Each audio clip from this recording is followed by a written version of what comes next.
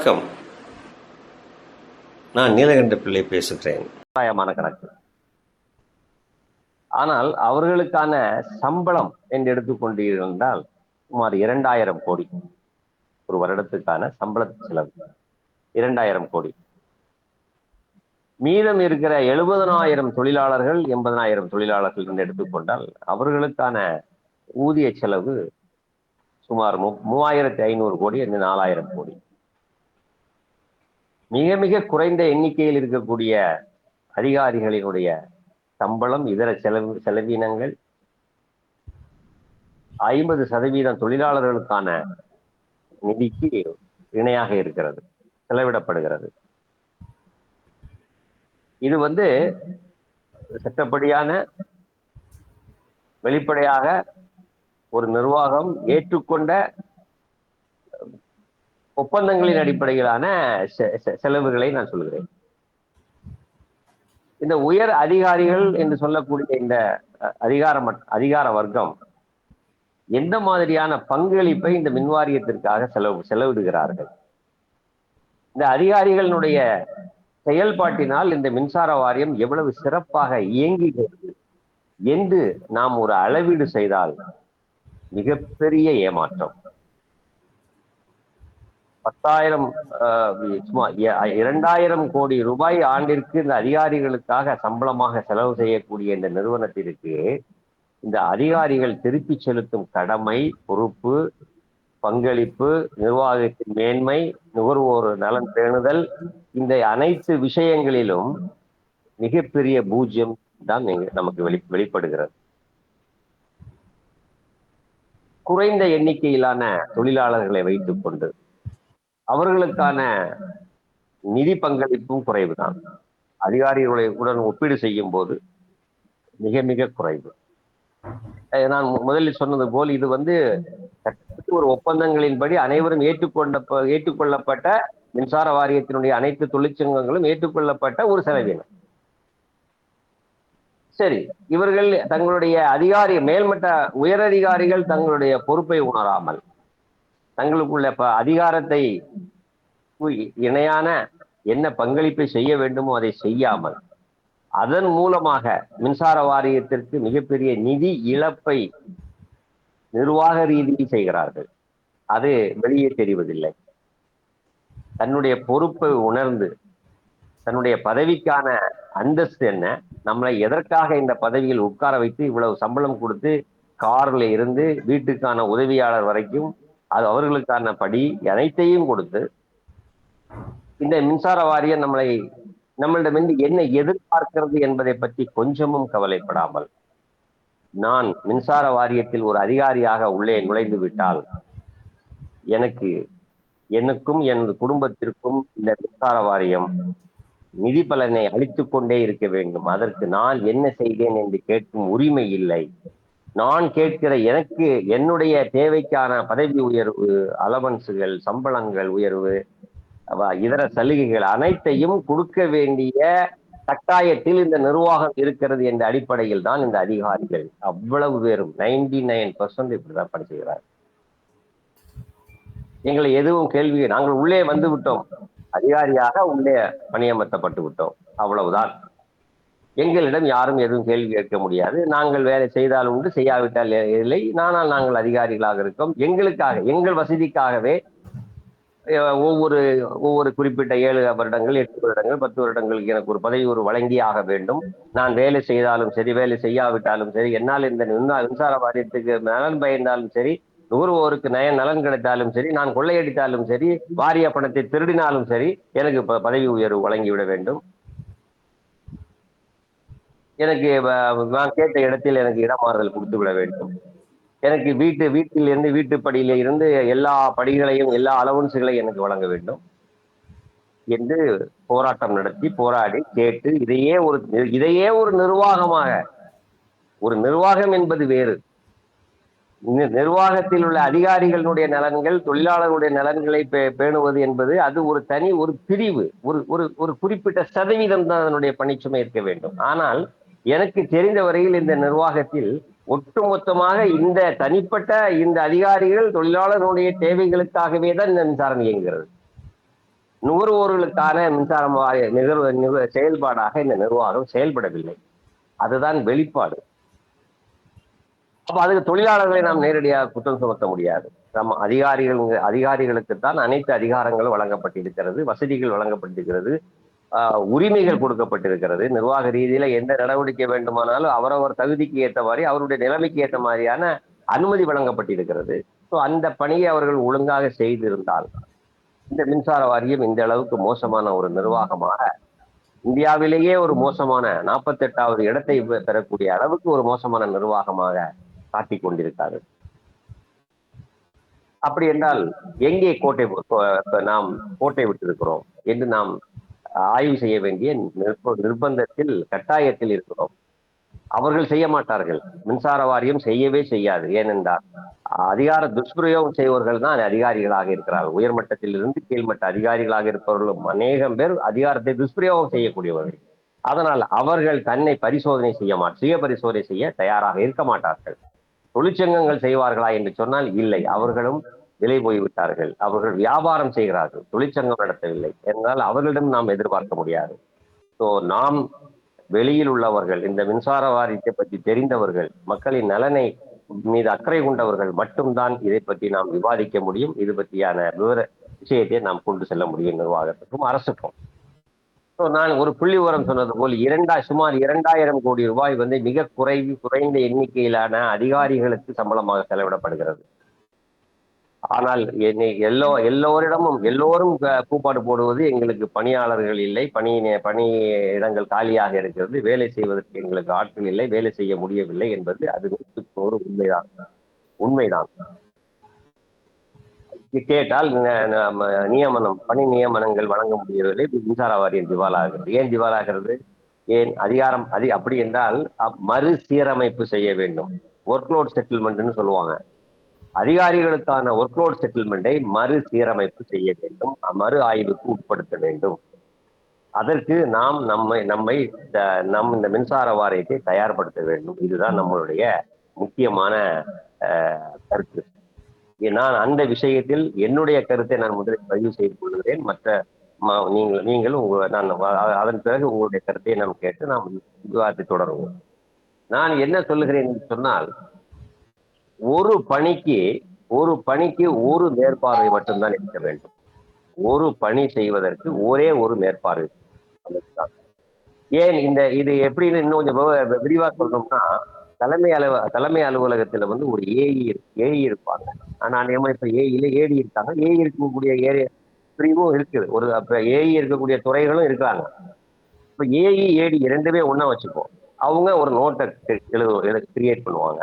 அந்த ஒரு note draft ready பண்ணுவாங்க. அது அவரு இக்கு அனுப்புவார். இ அதை சரி பார்த்து எஸ்சிக்கு அனுப்புவார். எஸ்சி அதை சரி பார்த்து சிஇக்கு அனுப்புவார். சி அதை சரி பார்த்து தேவைப்பட்ட டைரக்டருக்கு போகும். இல்லைன்னா இந்த சிஏ ஆர்டர் இஷ்யூ பண்ணுவார். நல்லா புரிஞ்சுக்கிடுங்க. ஒரு டிராப்ட் எழுதுறது ஒரு ஏஇ ஏடி இருக்கக்கூடிய கடைநிலை அதிகாரி அந்த தலைமை அலுவலகத்தில் இருக்கக்கூடிய ஒரு ஏடி டிராப்ட் எழுதுறாரு. அவர் அதை எல்லா கடிதங்களுமே இ பார்க்கணும், எஸ்சி பார்க்கணும், சிஇ பார்க்கணும், டைரக்டர் பார்க்கணும்.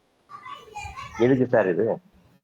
எதுக்கு இவ்வளவு என்ன அவசியம் வந்தது இந்த மேற்பார்வைக்காக?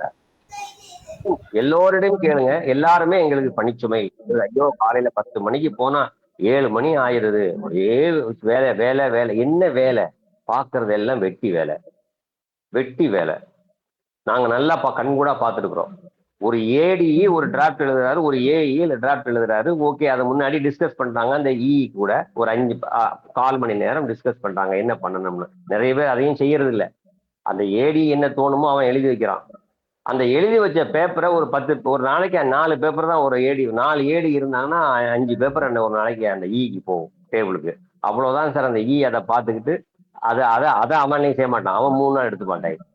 அவன் பாதி நேரம் சொந்த கதை, சோக கதை, அரசியல் கதை, அப்புறம் நிர்வாகத்துல எனக்கு எப்போ ப்ரமோஷன் வரும், உனக்கு எப்போ ப்ரமோஷன் வந்துடும், எப்போ எனக்கு சீனியாரிட்டி வருது, உனக்கு எப்படி ஓன் ஜாதிக்காரன் எங்க இருக்கான், ஏன் ஜாதிக்காரன் எங்க இருக்கான், இந்த விளக்கண்ண விவாதங்கள் மட்டுமே தான் வெளியே போயிட்டு ஊர் சுத்திக்கிட்டு வந்துட்டு 3 மணி நேரம், குறைந்த அளவுல ஒரு நாளைக்கு 3 மணி நேரம் கூட சீட்ல உட்காந்து வேலை செய்யறது இல்லை.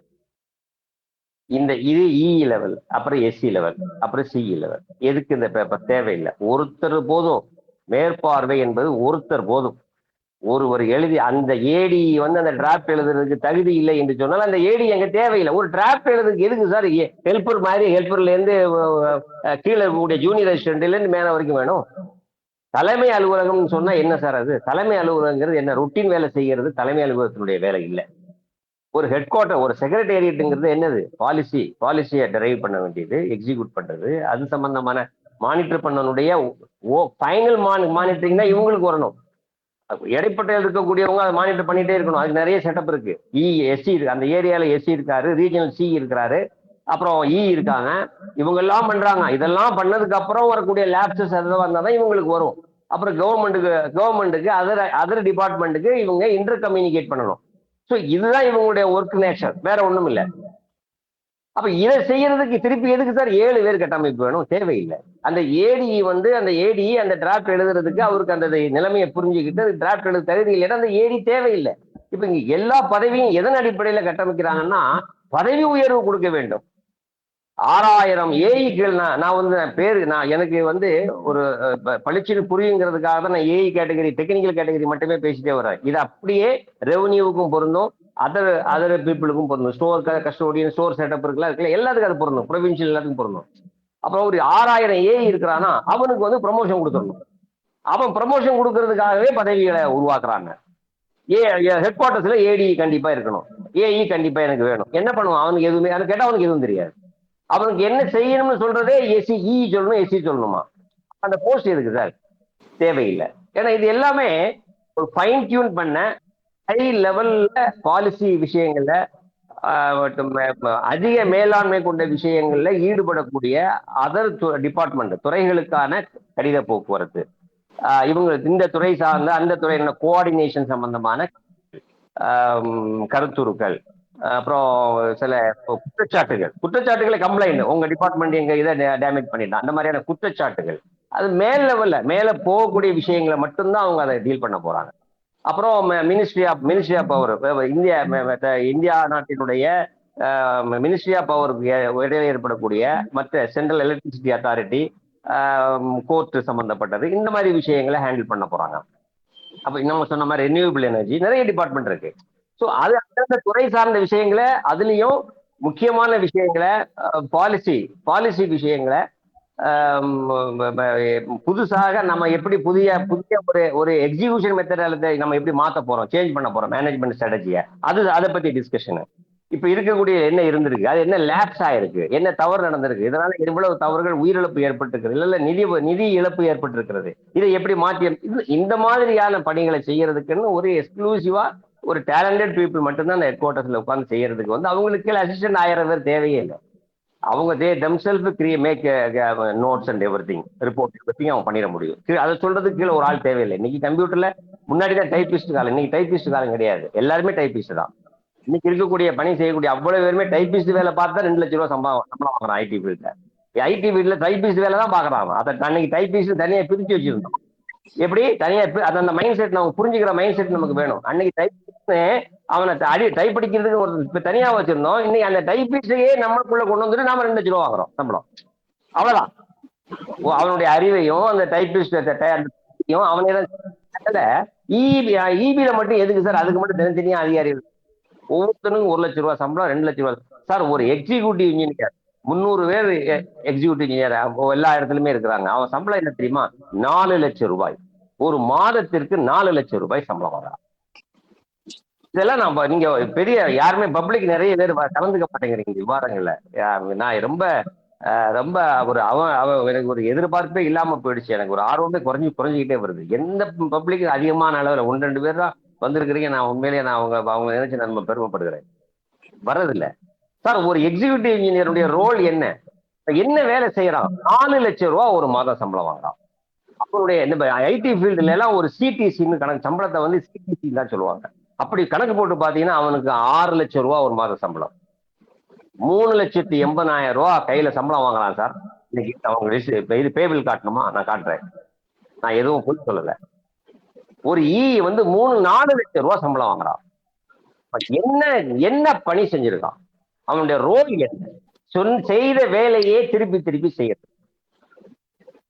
செய்யறத 4 பேர் வேடிக்கை பார்க்கறது. ஊர்ல சொல்லுவாங்கல்ல, ஒருத்த கம்பத்துல ஏறுவான், கீழே 4 பேர் இருந்து வேடிக்கை பார்த்துட்டு. அந்த 4 பேரும் ஒழுங்கா வேடிக்கை பார்த்தா உயிரிழப்பு வந்திருக்காது, விபத்து ஏற்பட்டிருக்காது. வேடிக்கை இதை பாக்குறதுல வேடிக்கை பாக்குறான் வெளியே. அப்படின்னா என்ன, அந்த இடத்துல 3 பேர் இல்லைன்னு அர்த்தம். 4 பேர் அப்பாயின்ட் பண்றான் வேடிக்கை பாக்குறதுக்கு, அதுல 3 பேர் காணாம போயிடறான். ஒருத்தனை என்ன பண்றான், அவன் வேற கலெக்ஷன் ஏஜெண்டா வேலை பார்க்கறான். இதுதான். அப்போ எவனுமே அவனுடைய பொறுப்பை உணர்ந்து, நான் எவனுமே நான் ரொம்ப மரியாதை குறைவா தான் பேசுறேன், வேற வழியில நான் பேசக்கூடாதுன்னு நினைக்க ஆரம்பிக்கிறேன். அது எப்போதுமே இதையே நான் சிந்திச்சுட்டே இருக்கிறதால எனக்கு கோபத்துல அது வந்துருது. தயவு செய்து மன்னிச்சுடுங்க, இதை தவிர்க்க முடியல. சோ இவங்க என்ன பண்றாங்கன்னா, செய்த வேலையே திருப்பி அதான் சொல்றேன். ஒரு டிராப்ட் எழுதுவார் சார், ஒரு 4 லைன் எழுதுவார். உண்மையிலேயே இந்த மேற்பார்வை பண்ணக்கூடிய பல அடுக்கு நிலைகள் கொண்ட அதிகாரிகள் உண்மையிலேயே செயல்பட்டு இருந்தால் இவ்வளவு மோசமான கடிதங்கள் வெளியில வராது. நம்ம ஒவ்வொரு கடிதத்தையும் விமர்சனம் பண்றோம், பொய்யாகையோ வேண்டும்னோ அல்லது என்ன சொல்றது, அரசியல்வாதியை பழி சொல்ற மாதிரி நம்ம பழி சொல்லல, ஆதாரத்தோடு உண்மையோடு நம்ம அதை குறை சொல்றோம். அப்ப குறை சொல்ற அளவுக்கு தான் ஒவ்வொரு கடிதங்களும் வெளியில வருது. அப்படின்னா இந்த மேல இருக்கக்கூடிய நிலைகள் எதுவும் சரியாக செயல்படவில்லை என்பது நிரூபணமாகிறது. நாம எங்கேயும் இன்டர்போலையோ இவனையோ டிவிஎஸ்சி பாவம், அவனுக்கு பேப்பரே படிக்க தெரியாது. அவனுக்கு நம்பர் இருக்கலையே முட்டா பேப்பர் டிவிஎஸ்சி, அவனுக்கு எந்த பேப்பரும் படிக்க தெரியாது. டாக்குமெண்ட் சொல்லிட்டே ஓடிடுவான். இந்த நாய் கண்ண ஓடும் தெரியுமா, அது மாதிரி டாக்குமெண்ட் எதுக்கு நான் பரியாசத்துல சார், நான் போடக்கூடிய கம்ப்ளைண்ட் எல்லாம் இதுல டாக்குமெண்ட் இன்வால்வ் ஆயிருக்கு, அதனால எங்களால இன்வெஸ்டிகேட் பண்ண முடியாது. அதனால நான் எவனை குத்தவாளின்னு சொல்றனோ, எவன் திருட்டு கம்நாட்டின்னு சொல்றனோ அவனுக்கு அனுப்பி வைக்கிறான் சார். மின்னல் ஒரு லெட்டர் வந்திருக்கு எனக்கு. டாக்குமெண்ட்னா அவனுக்கு டாக்குமெண்ட் அவனுக்கும் அவ்வளவு அவன் பார்க்க மாட்டான். அப்ப அதனால டிவிஎஸ்சி விட்டுருவான்.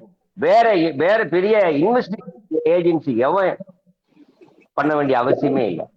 மின்சார வாரியம் வெளியிட அன்னைக்கு உத்தரவு கடிதம் படித்தாலேயே கீழ்த்தரமாக அவ்வளவு தப்பு தவறுன்னு சொல்ல, அப்படி சொல்லல, கருத்தியலே முரண்பாடு, கருத்தியல் புரிந்து கொள்ளாமல் என்ன செட்டப் இருக்கிறது, என்ன செய்யணும், என்ன செஞ்சிருக்கணும், என்ன செய்யல கிடையாது. எல்லாவரும் இந்த சினிமா மக்களை எந்த அளவுக்கு கெட்டு போயிருக்குன்னு சொன்னா, நிர்வாகத்துல எந்த அளவுக்கு மோசமான பதிவு இருக்குன்னா, அந்த சூரி சொல்லுவான் பாத்தீங்களா, இந்த பரோட்டா கணக்குல திருப்பி அழி முதலே எழுது, அது மாதிரி எல்லாருமே முதலே எழுதிட்டே இருப்பான், எல்லாரும் அறிவுரை சொல்லிக்கிட்டே இருப்பான். ஆமா, நாங்கள் உங்களை டிஓடி மீட்டர் பொறுத்த சொல்லி 10 வருடமாக 7 ரிமைண்டர் போடுவான். 7 ரிமைண்டர் போடும்போதே அவன் கையை முடிச்சிருக்கணும்.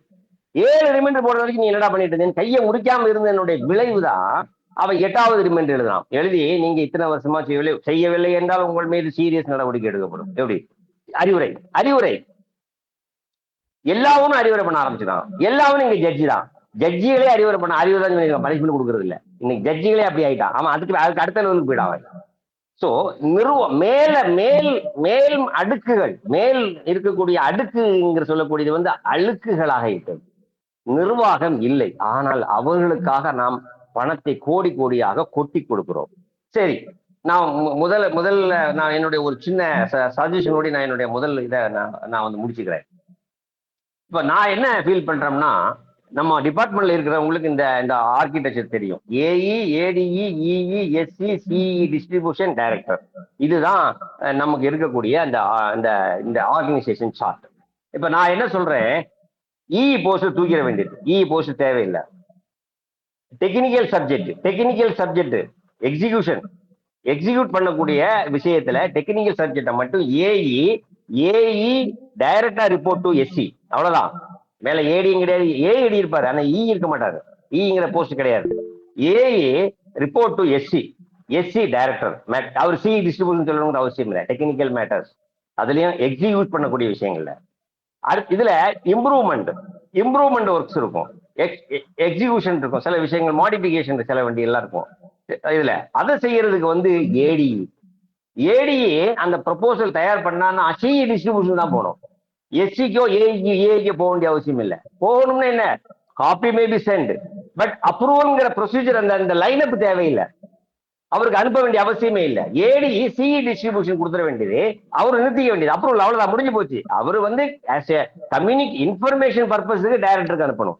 டைரக்டருங்கிறது வந்து ஒரு இன்ஃபர்மேஷன் கொடுக்கறது, அவ்வளவுதான்.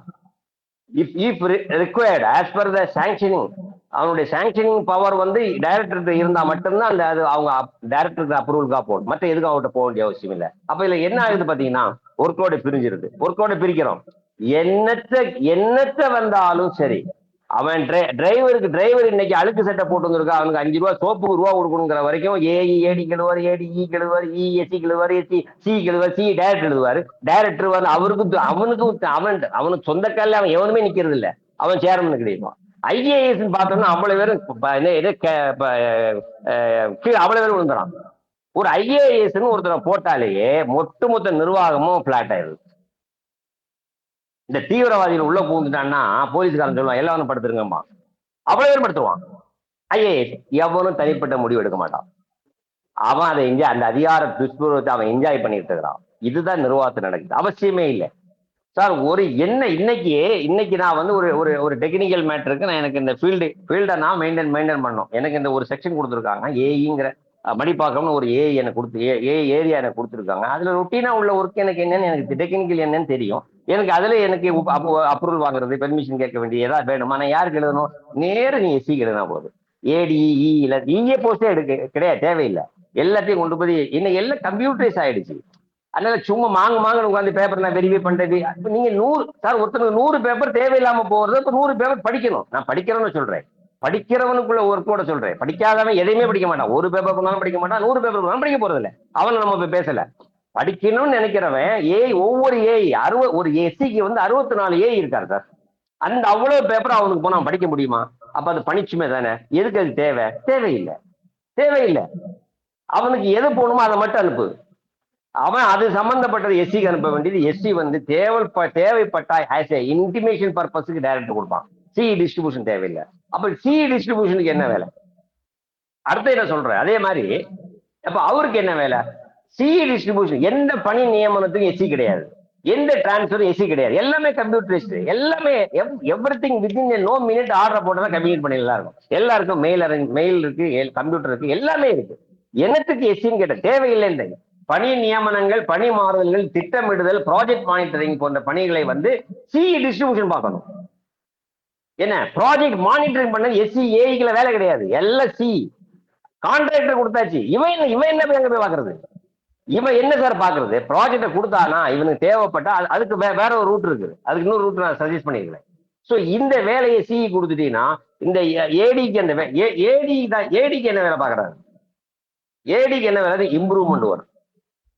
அப்புறம் ஏஐக்கு வந்து இப்ப இவங்க என்ன பண்றாங்கன்னா, எல்லாருடைய வேலையும் ஏடிக்கு என்ன ஒர்க் இருக்கு, எஸ்சிக்கு என்ன ஒர்க், இக்கு என்ன ஒர்க், அவங்களுக்கு கொடுக்குற வேலையை அவ்வளவுக்குமே ஏஐ மேல சுமத்துறான். அவன் கீழே இருக்கிற மேல லோட் பண்றான். ஒரு ப்ராஜெக்ட் மானிட்டரிங் பண்ணதுக்கு சொல்லி சிஇக்கு வந்து ஒரு வேலையை கொடுத்தா, ஏங்க நீங்க இதான் பொறுப்பு அப்படி சொல்லணும். அவன் என்ன பண்ண, அந்த பொறுப்பை கீழே இருக்கிற பருப்புகளுக்கு அவ்வளவு பேருக்கு அனுப்பிடுறான். அவன் பேசாம இருக்கான். கிடையாது, அது பண்ண எப்படி அவன் பணிச்சுமை அதிகமாகுது. ஏஐக்கு அந்த வேலை வரவே கூடாது.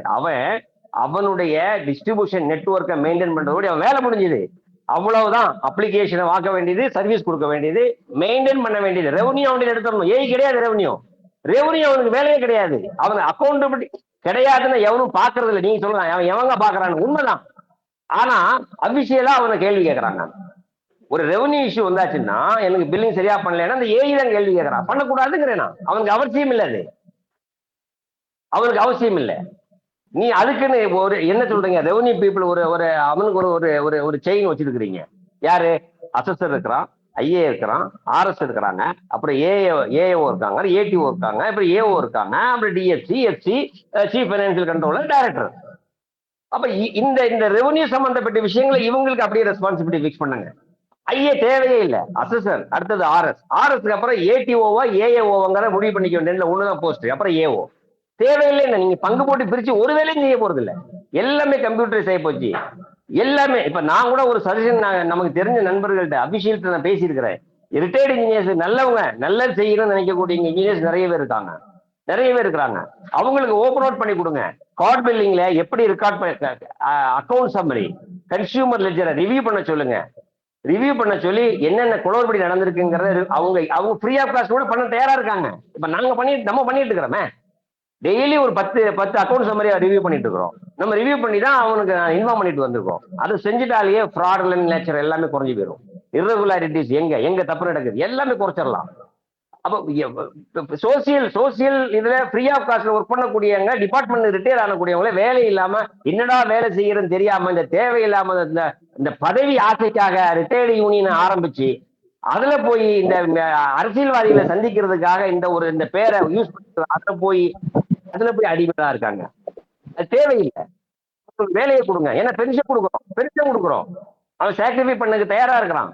நீங்க இதுல பாருங்க, உங்களுடைய அக்கௌண்ட் கன்சியூமருடைய 3 கோடி கன்சியூமருடைய அக்கௌண்ட் சம்மரியை பாருங்க. என்ன பிளாட் நடந்திருக்கு, டிபார்ட்மெண்ட்டுக்கு ரிப்போர்ட் அனுப்புங்க.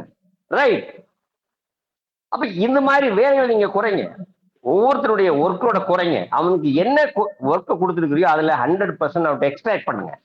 என்ன வேலையை அவனுக்கு டிஃபைன் பண்ணிருக்கீங்களோ எல்லா வேலையும் ஒருத்தனை கொடுத்துட்டீங்கன்னா அவன் எஸ்கேப் ஆகிட்டே இருக்கான். எந்த வேலையுமே செய்ய மாட்டேங்கிறான். ஸோ இது மாதிரியான ஒரு ரீஃபார்ம் பண்ணி நிர்வாக ரீதியில ஒரு ப்ரமோஷன்ங்கிற மேண்டேட்டரி கிடையாது சார். இந்த நிர்வாகத்துல இன்னைக்கு இருக்கக்கூடிய இந்த செட்டப்புக்கு இவ்வளவு இதை பண்ணினீங்கன்னா தான் இந்த நிர்வாகம் அரசு துறையாக நீடிக்கும். இதை செஞ்சாதான் நீடிக்கும். ஒரு ப்ராஜெக்ட் ஒரு ப்ராஜெக்ட் வந்திருக்குதா, ஒரு புது ப்ராஜெக்ட் ஒன்று வந்திருக்குது, அதை எக்ஸிக்யூட் பண்ண போறோம். கான்ட்ராக்டர் ஆர்டர் கொடுத்தாச்சுன்னா அதையும் மானிட்டர் பண்ணி ஏஇ பண்ணுங்கிறான். ஏஐ எப்படி பண்ணுவான்? பாக்குறதுல எஸ்சி பாக்கல, கேள்வி கேட்கறது மட்டும் ஏஐட்டு கேட்கறான். ஏஐ எழுதின ரிப்போர்ட் தான் அவன் பண்றாங்க. அவன் என்ன வேலையை பார்ப்பான்? அதனால ஒர்க்கோட குறைங்க. ஆக்சுவலா எனக்கு என்ன செய்ய முடியுமோ அதை மட்டும் பிக்ஸ் பண்ணுங்க. மற்றதுல அவன்கிட்ட கேட்காதீங்க. அப்படி நீங்க ஒர்க்கோட நீங்க ரீடிஃபைன் பண்ணீங்கன்னா எல்லாரையும் கேள்வி கேட்க முடியும். எல்லாரும் வேலை செய்ய முடியும். அப்போ மேல இருக்கக்கூடிய அதிகாரிகளுடைய பணிச்சுமையை குறைங்க. அவங்ககிட்ட நிறைய ஒர்க்கை எக்ஸ்ட்ராக்ட் பண்ணுங்க. கீழே லேபரை நிறைய அப்பாயிண்ட் பண்ணுங்க. தப்பே கிடையாது. 1.5 லட்சம் இல்ல 2 லட்சத்துக்கு கூட நீங்க அப்பாயின்மெண்ட் பண்ணுங்க. பெரிய ஃபண்டு, பெரிய அளவுல நிதி ஆதாரம் அதிகரிக்க போறது இல்ல. மேல இருக்க அதிகாரிகள் எதுவுமே செய்யறது இல்ல. எந்த வேலையுமே அவங்க யாருமே பொறுப்பாக செய்யறது இல்லை. எல்லாமே தட்டி கழிக்கிறாங்க. சும்மா அவங்க அதான் சொன்னா, ஏற்கனவே சொன்னபடி எனக்கு கொடுக்கணும், நான் வேலைக்கு ஜாயின் பண்ணிட்டேன், 5 வருஷம் 10 வருஷம் வேலை பார்த்துட்டு எனக்கு இது ப்ரமோஷன்ங்கிறது ஓய்வு. டிபார்ட்மெண்ட்ல பணியில் இருக்கிற போதே ஓய்வுல இருக்காங்க. எவனும் வேலை செய்யறது இல்லை. நான் என்ன இப்படி அபாண்டமா பழி சொல்றேன்னு சொன்னா, ப்ரப்போர்ஷனேட் அடிப்படையில சொல்றேன். அவனுக்கு கொடுக்குற சம்பளம் ஒரே ஒரு சின்ன பாயிண்ட சொல்லிடுறேன் சார். இப்போ இக்கு சம்பளம் பிக்ஸ் பண்றான். 4 லட்சம் ரூபாய் சம்பளம் கொடுக்குறான். எப்படி? பேசிக் கொடுக்குறான், டிஏ கொடுக்குறான், ஹெச்ஆர்ஏல இருந்து அலவன்ஸ், அந்த அலவன்ஸ் இந்த அலவன்ஸ் எல்லாத்தையும் கொடுக்குறான் சார். அந்த அலவன்ஸ் எல்லாம் எப்படி பிக்ஸ் பண்ணிட்டான் தெரியுமா? சம்பளத்தை அவன் கல்வி தகுதி இருக்கு, அவனுக்கு எல்லாம் இருக்குது, அவனுக்கு சம்பளத்தை பேசிக்கை பிக்ஸ் பண்ணிட்டு அதிகமா பிக்ஸ் பண்ணிருக்கான். Right, okay. மற்ற அலவன்ஸ் எல்லாமே அவன் பேசிக் அடிப்படையில அவனுக்கு வேரி ஆகிட்டே இருக்கும். ஹெல்ப்பருக்கு கம்மியா கிடைக்கும். இப்போ ஒரு டிராவலிங் அலவன்ஸ் வைங்களேன். டிராவலிங் அலவன்ஸ்ல இவனுக்கு அதிகம், ஈயா இருக்கிறவனுக்கு அதிகம், ஹெல்ப்பரா இருக்கிறவனுக்கு கம்மி. ஏன் சார் அது? இதே மெடிக்கல் அலவன்ஸ் கொடுக்கலாம் பாருங்க, மெடிக்கல் கிளைம் பாருங்க, அதுக்கு எல்லாருக்கும் 190 ரூபா, ஹெல்ப்பர்ல இருந்து சி வரைக்கும். அது ஏன் சார்? அந்த டிஸ்பேரிட்டி இருக்கு பாருங்க. ஏன் அதை கொடுக்குற? நீ ஏன் வித்தியாசப்படுத்துற? எல்லாரும் மனுஷன் தானே. வெளியில போறான், டிராவலிங் அலவன்ஸ் போறான், அவனுக்கு ஒரு டிஏ கொடுக்கணும்னா அவனுக்கு எல்லாரும் ஈக்குவலா ட்ரீட்மெண்ட் கொடுத்துட வேண்டியது. பேசிக்கோட நிறுத்திக்க. பேசிக்க கொண்டு போய் இந்த மாதிரி அலவன்சஸ் எல்லாம் கம்பேர் பண்ணாத. கம்பேர் பண்ணாம அவனுக்கும் ஈக்குவலான, தொழிலாளிக்கு ஈக்குவலான சம்பளத்தை கொடு. அதிக எண்ணிக்கையில தொழிலாளர்களை அதிகப்படுத்துங்க. மேல இருக்கக்கூடிய கட்டம் என்ன, இன்னைக்கு டிஜிட்டல் ஃபார்மேட் வந்தாச்சு. எல்லாமே அதனுடைய பிராக்கெட்ல போட்டாச்சுன்னா எவனும் அடிஷனல் திங்க் பண்ணவே வேண்டாம். நானும் திரு செல்வராஜ் சார் 2 பேரும் டிஎன்ஆர்சி சேர்மன் சந்திரசேகரை மீட் பண்ணும்போது அவர் என்ன சொன்னாருன்னா, உடஞ்சி போற போல ரீப்ளேஸ் பண்றோம், கரோடான போல ரீப்ளேஸ் பண்ணா அதுக்கு ஒரு டெம்ப்ளேட் ரெடி பண்ணி கொடுங்க. சும்மா போட்டு எஸ்டிமேட் போட்டு எடுத்து தேவையில்லாம பேப்பரை கிரியேட் பண்ணிட்டு ஒவ்வொரு ஆபீஸுக்கா சாங்ஷன் போக வேண்டாம். ஒரு போல் டேமேஜா 10,000 ரூபாய் பிளாட் ரேட்டா, அவ்வளவுதான். ஏஐ போய் பாக்குறாரு, ஒரு போல் டேமேஜ் அங்கனே எழுதுறாரு, 10,000 ரூபாய் பணம் கட்ட சொல்றாரு. பணம் கட்டின மேட்ரு. இது அப்படி கிடையாது. அவர் போட்டோ எடுக்கணும், வியூ எடுக்கணும், எஸ்டிமேட் போடணும், அப்ரூவல் வாங்கணும், சாங்ஷன் வாங்கணும். இதெல்லாம் தேவையில்லாத நிர்வாக பணிச்சுமை. இது மாதிரிதான். இது மாதிரி எல்லாத்தையுமே எல்லா ஒர்க்கும் நம்ம ரொட்டீனா செய்யற வேலைக்கு போய் பெரியசா பேப்பர் எழுதி எஸ்டிமேட் போட்டு சாங்ஷன் வாங்கி ஒவ்வொரு ஆபீஸுக்காக அனுப்பி அதுக்கு ஒரு தபால் மெசஞ்சரை போட்டு வீண் விரயம், நிதி விரயம், மேன் பவர் விரயம். மேன் பவர் இல்லைங்கிறான், எந்த வேலையும் செய்யறது இல்லை. ஸோ இதை ரீஃபார்ம் பண்ணிட்டா மிகப்பெரிய அளவுல இந்த மின்சார வாரியம் சாதனைகளை புரியும். இது என்னுடைய முதல் சுற்று. நான் இதை முடிச்சுக்கிறேன். உங்க கருத்து சொல்லுங்க ப்ளீஸ்.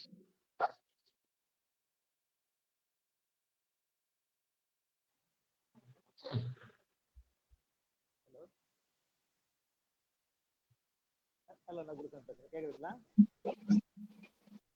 ஹலோ ஹலோ சார் சொல்லுங்க. போஸ்ட் இஎம்ஆர்டி ஆபரேஷன் எல்லாம் இருக்கலாம் சார். அது தேவையில்லாத போஸ்ட். முதல்ல அதை ரெடி பண்ணுங்க.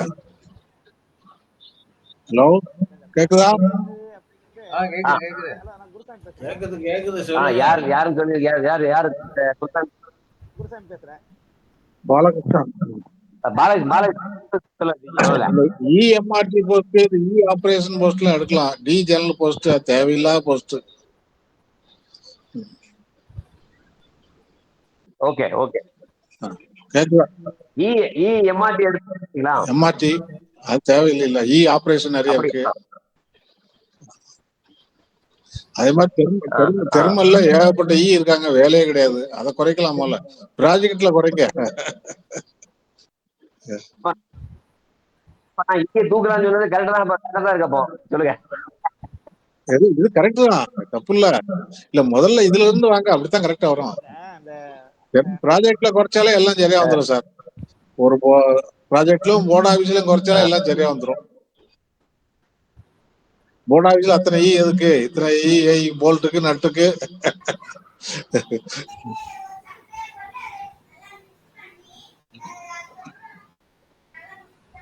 ஓகே, வேற நான் குருசாமி பேசுறேன். ஹலோ, சொல்லுங்க சார், கேக்குது. சொல்லுங்க. அந்த பர்சன்டேஜ்னு எப்ப கொண்டு வந்தாங்களா அந்த டிஏ, அது அத்தனையும் வெட்டி வேலை தான். பஞ்சப்படியே பர்சன்டேஜ் எதுக்கு பஞ்சப்படி? விலைவாசி எல்லாருக்கும் ஒரே அளவு தான். ஹெல்ப்பருக்கு அந்த அரிசி 20 ரூபானா 20 ரூபா தான். எஸ்சிக்கு அந்த அரிசி 20 ரூபானா 20 ரூபா தான்.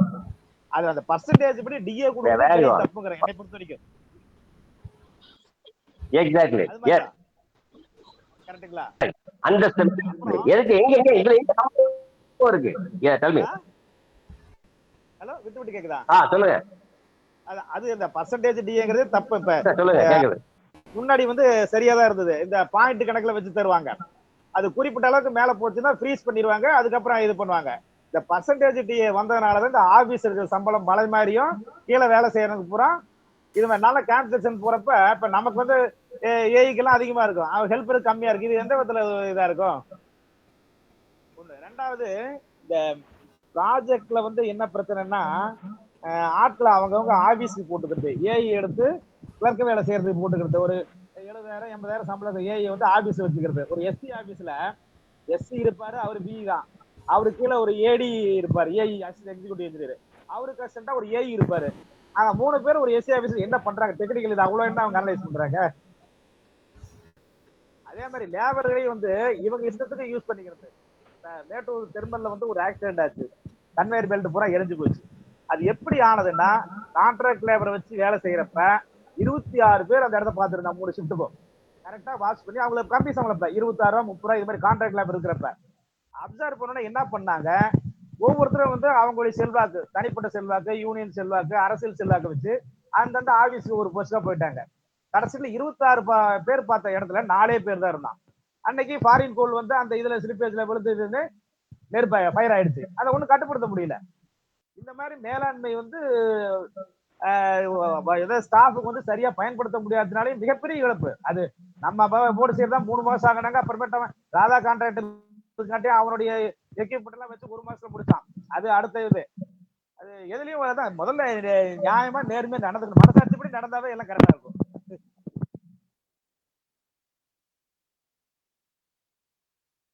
Okay okay. வேற யாரோ பேசணும், கை தூக்குனாங்க.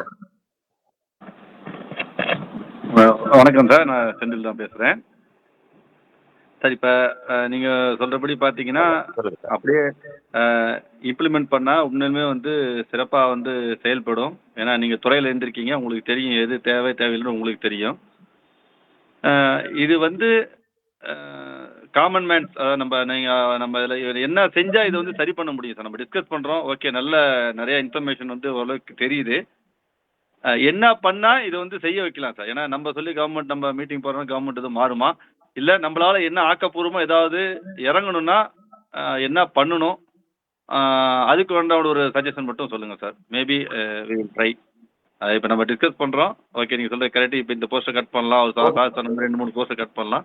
So what we should do in future? என்ன பண்ணுனா அதை வந்து நம்ம வந்து இம்ப்ளிமெண்ட் பண்ண வைக்கணும் கவர்மெண்ட்டை. நம்ம ஏன்னா நமக்கு மேலே இருக்காங்க, சொன்ன மாதிரி நீங்கள் சொன்ன டாப் மோஸ்ட் அதிகாரிலாம் இருக்காங்க. மேபி அவங்க திங்க் பண்ணணும், மீட் பண்ணணும், இது பண்ணணும். நீங்கள் சொல்ல மாதிரி மேலேருந்து கீழே வந்து கீழேருந்து 1 2 3 4 ஒரே லெட்டரே பாஸ் ஆகி வந்து டைம் தான் இதாகுது. என்ன பண்ணால் இதை வந்து சரி பண்ணலான்னு மட்டும் நீங்கள் ஒரு சாய்ஸை சொல்லுங்கள் சார். அதுதான் சார் என்னுடைய கேள்வி. நன்றி சார்.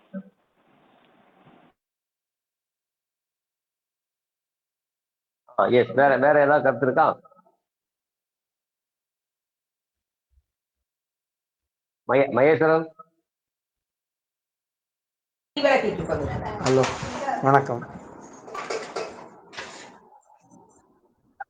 ஹலோ, கேக்குதுங்களா? ஹலோ, கேக்குது சார். கேக்குதுங்களா? கேக்குது. ரைட்டு. சார் கேட்ட கேள்விதான், எப்படி இம்ப்ளிமெண்ட் பண்ண போறீங்க? நீங்க சொல்ற சஜஷன் எல்லாத்துக்கும் தெரிஞ்ச விஷயங்கள் தான். யாரையும் நான் குறையா சொல்லல, நெகட்டிவா பேசல. இதை நம்ம எப்படி இம்ப்ளிமெண்ட் பண்ண போறோம்? இப்ப அதில் நீங்க தான் முழு மூச்சா செயல்படுறீங்க, நாங்க வேடிக்கை பார்த்துக்கிட்டு இருக்கிறோம்.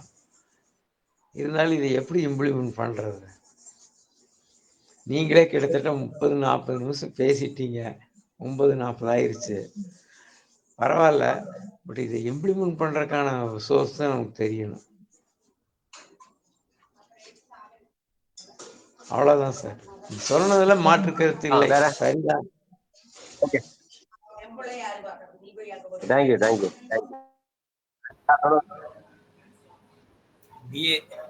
டிஏ பத்தி பேசினாரு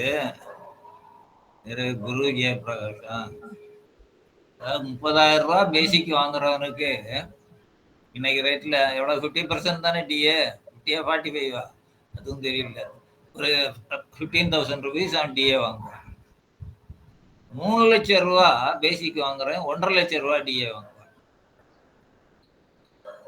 ஏன்னா அவன் காய்கறி கடைக்கு போனான்னா, இந்த லோயர் லெவல்ல இருக்கிறவன் 1 கிலோ 20 ரூபாய்க்கு வாங்கினான்னா, 1.5 லட்சம் ரூபா டிஏ வாங்குறவன் வந்து 150 ரூபாய்க்கு வாங்குவான் 1 கிலோ. டிஏன்னா அதுதானே சார், விலைவாசி உயர்வை காம்பன்சேட் பண்றதுக்காக கொடுக்கறதுக்கு பேரு தான் டிஏ, டியர்னஸ் அலவன்ஸ். இது வந்து எப்ப இருந்து இந்த மோசமான நிலைமை உருவாச்சுதுன்னா, 2005க்கு முன்னாடி இந்த ஐடி இண்டஸ்ட்ரீஸ் எல்லாம் நிறைய சம்பளம் வாங்குற உடனே அப்ப இருந்த அந்த டாப் லெவல்ல இருந்த சீனியர் கிழவங்களுக்கு எல்லாம் ஒரு ரோஷம் வந்தது. அந்த கிழவங்களை விட அந்த ஐடி இண்டஸ்ட்ரியில வேலை பார்த்த வாரிசுகள் அதிகமான சம்பளம் வாங்கினான். இவன் அப்ப 50,000 ரூபாய் சம்பளம் வாங்கினா, அவன் 2 லட்சம் ரூபாய் சம்பளம் வாங்கிட்டு இருந்தான்.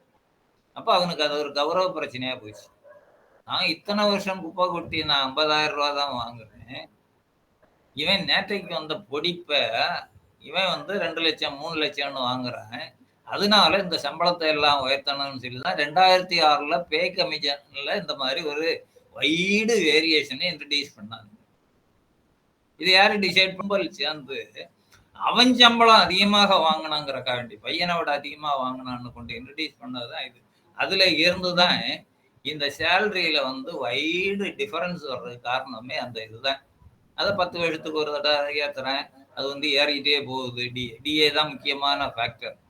இந்த டிஏக்கு எப்படி கணக்கு பண்றாங்கன்னா, விலைவாசி உயர்வு எப்படி கணக்கு பண்றாங்கன்னா, விலைவாசி உயர்வு உயர்ந்துகிட்டே தான் இருக்குது, எப்பவுமே இறங்காது.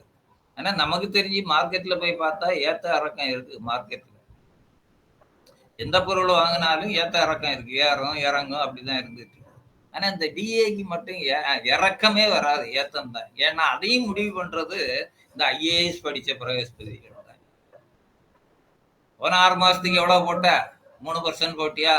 இந்த 6 மாசத்துக்கு ஒரு 4% போடு, அல்லது 5% போடு, அல்லது 2% போடு.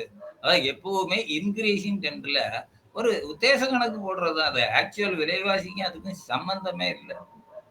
அந்த மாதிரி தான் பண்ணிட்டு இருக்கிறாங்க. இன்னொன்னு சொன்னீங்க, இவர் சொன்னாரு பாலகிருஷ்ணன், டிஏ மாற்றி டிஏ ஆப்ரேஷன் அவங்க மேல எல்லாம் இவருக்கு ஏதோ கோபம் போல தெரியுது.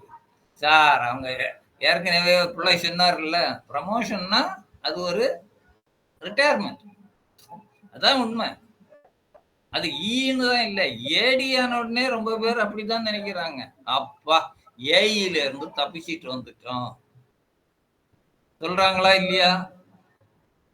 ஏஇல இருந்து அவஸ்தைப்பட்டுட்டு இருந்தோம், தப்பிச்சிட்டு மேல வந்துட்டோம்.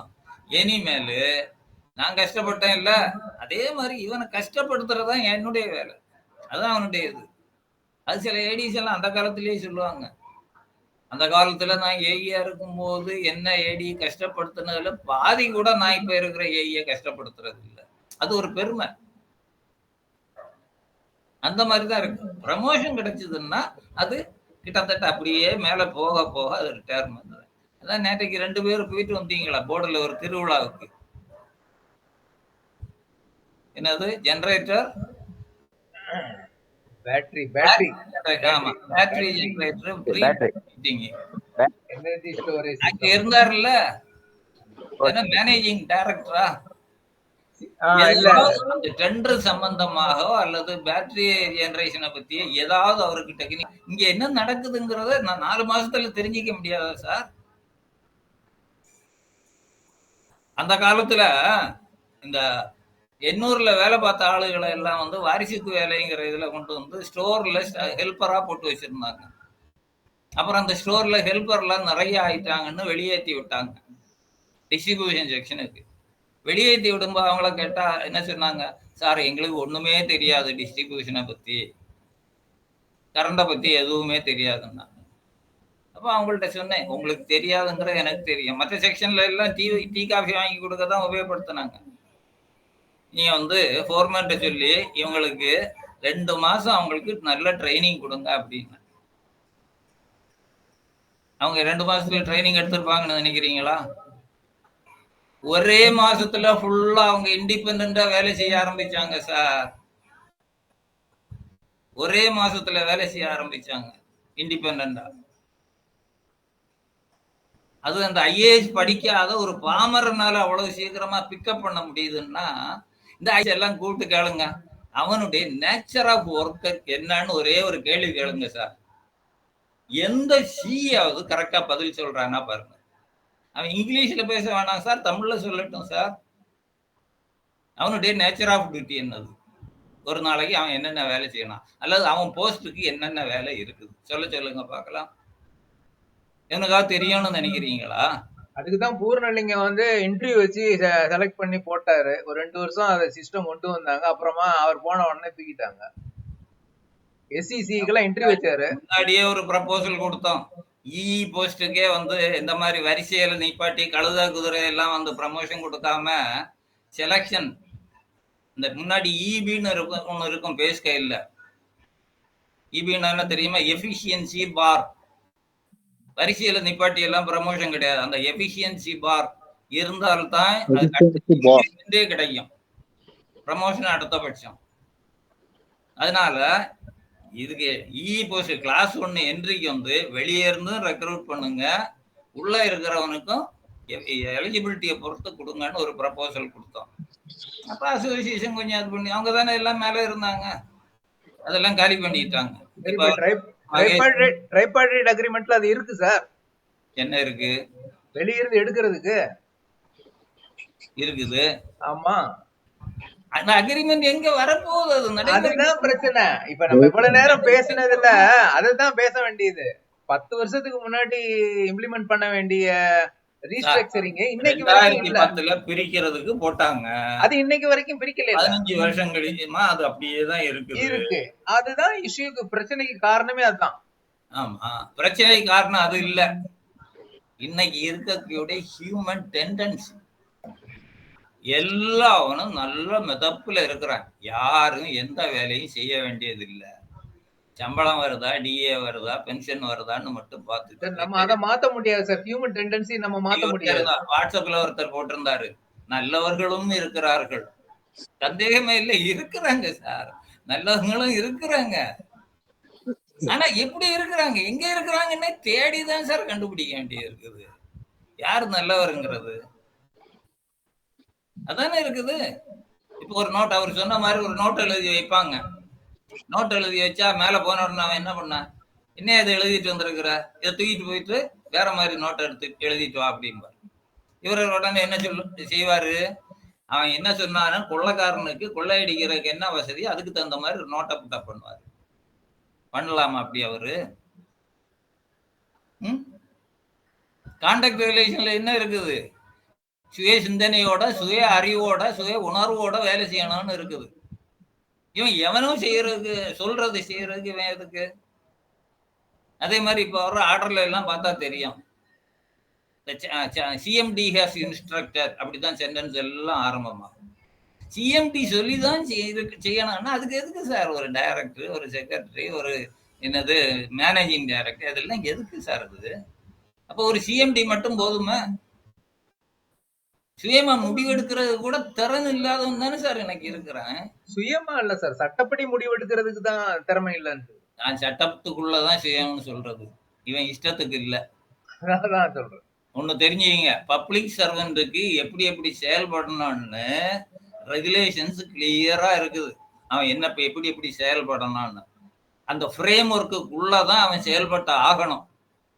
ஆனா இன்னைக்கு அப்படி இல்லை, அதெல்லாம் தூக்கி போட்டானு அவன் இஷ்டத்துக்கு தான் செயல்பட்டு இருக்கிறான். நான் சொல்றேன் செய், உடனே செய்திருவான். அந்த மாதிரி தான் இருந்துட்டு இருக்குது. அதே இதுதானே ரெகுலேட்டரி கமிஷன்லயும் அதானே இருக்குது. எவன் என்ன செய்யறான்னு ஒருத்தனுக்குமே தெரிகிறது இல்லையா? ஒன்னே ஒண்ணுல மட்டும்தான் சார் எல்லாம் தெளிவா இருக்கிறான். அவரு சொன்னாரு கொள்ளையடிச்சிட்டு போறான்னு, இவன் மட்டும் கொள்ளையடிக்கல, இந்த வெண்டைல்ஸ் இருக்கிறான் பாருங்க, அவனுக்கு எல்லாம் எவ்வளவு கொள்ளையடிக்க முடியுமோ அதுக்கு கொள்ளைக்கு விட்டுட்டு இவன் அதுல ஒரு சின்ன பகுதிய, அது சில கோடிகளாகவும் இருக்கலாம், சில கேஸ்ல இருந்து சில 100 கோடிகளாகவும் இருக்கலாம். ஆனா அவன் எடுத்துட்டு போனது ஆயிரக்கணக்கில் கோடி. அவன் எல்லாம் ஆயிரக்கணக்கில் கோடி எடுத்துட்டு போறதுக்கு இவன் தாராளமா அள்ளி அள்ளி கொடுத்துட்டு இருக்கிறாங்க. இது எந்த வகையில சேர்த்து இது மரியாதைக்குரிய செயலா? யார் பணம் அது? பொது பணம், பொதுமக்களுக்குரிய பணத்தை பாதுகாக்க வேண்டிய பொறுப்பு தான் அவனுக்கு. அள்ளி வீசிட்டு போறதுக்கு அவன் இல்ல. ஸ்ட்ரக்சர்ல சார் இந்த அட்மினிஸ்ட்ரேஷன் ஸ்ட்ரக்சர் ஒரு பிரமிடு மாதிரி இருக்கணும். டாப் லெவல் மேனேஜ்மெண்ட்ல குறைச்சலாவும் கீழே ஒர்க் பண்றவங்க அதிகமா இருக்கணும் அப்படிங்கிறது ஒரு ஃபண்டமெண்டல் ஐடியா. இப்ப தலைகீழா இருக்கு அப்படிங்கறது சொல்லிட்டு இருக்கணும். அதான் மேல அதான் பிரமிடு ஷேப்ல இருக்கணும்ன்றது அட்மினிஸ்ட்ரேஷனோட ஐடியா. மேல வந்து டாப் லெவல் கொஞ்சமாவும் பாட்டம்ல ஒர்க் பண்றவங்க அதிகமா இருக்கணும். அது இப்போ ரிவர்ஸ்ல இருக்குன்னு சொல்லிட்டீங்க. அதை சரி பண்றதுக்கு கீழே எடுக்கிறது ஒரு ரிவர்ஸ்ல தான் இருக்கு. அதுதான் அவர் சொல்லிட்டாரு. அந்த ரிவர்ஸ்ல இருக்கிறது ஒரு சூப்பர் இன்ஜினியர்னு போஸ்டர் கிரியேட் பண்ணி ப்ரமோஷன் கொடுத்துட்டு இருக்காங்க. அந்த ரிவர்ஸ்ல இருக்கிறத வந்து சரி பண்றதுக்கு நம்ம மேனேஜ்மெண்ட்ல டாப் லெவல்ல இருக்கிற போஸ்ட வந்து குறைக்கணும் அப்படிங்கிறது ஒரு ஸ்ட்ராட்டஜி. கீழே ரெக்ரூட்மெண்ட் வந்து பாட்டம் லெவல் ஒர்க்கர் லெவல்ல எடுக்கணும். அதுதான் செய்யப்பட வேண்டியது அதுதான். அப்படி பண்றதுக்கு அதுவும் சொன்னாரு 4 லட்சம் ரூபாய் ஒரு வாங்குறான்னா இன்னைக்கு வந்து ஒரு கேங்மேனுக்கு 15,000 சம்பளம்னா ஒரு எடுத்துட்டா ஒரு 25 கேங்மேனை வந்து ரெக்ரூட் பண்ணிக்கலாம். அந்த ப்ரொபோஷனேட்ல அது வந்து அந்த பிரமிட் ஷேப் பழையபடி கொண்டு வந்துடலான்றத சொல்றாரு. அதுக்கு வந்து எப்படி பண்ணணும் அப்படிங்கிறத இந்த போஸ்ட் எல்லாம் குறைக்கலான்றதுல ஐடென்டிஃபை பண்ணி சொல்றது.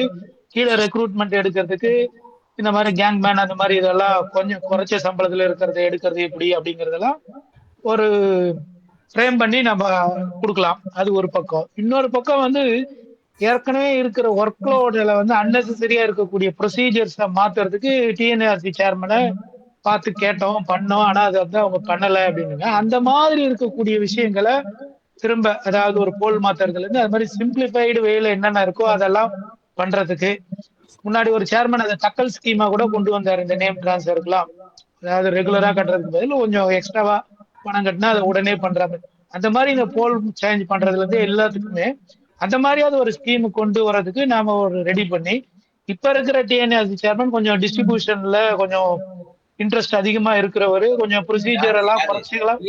இப்ப இருக்கிற டிஎன்ஆர்சி சேர்மன் அப்படியா?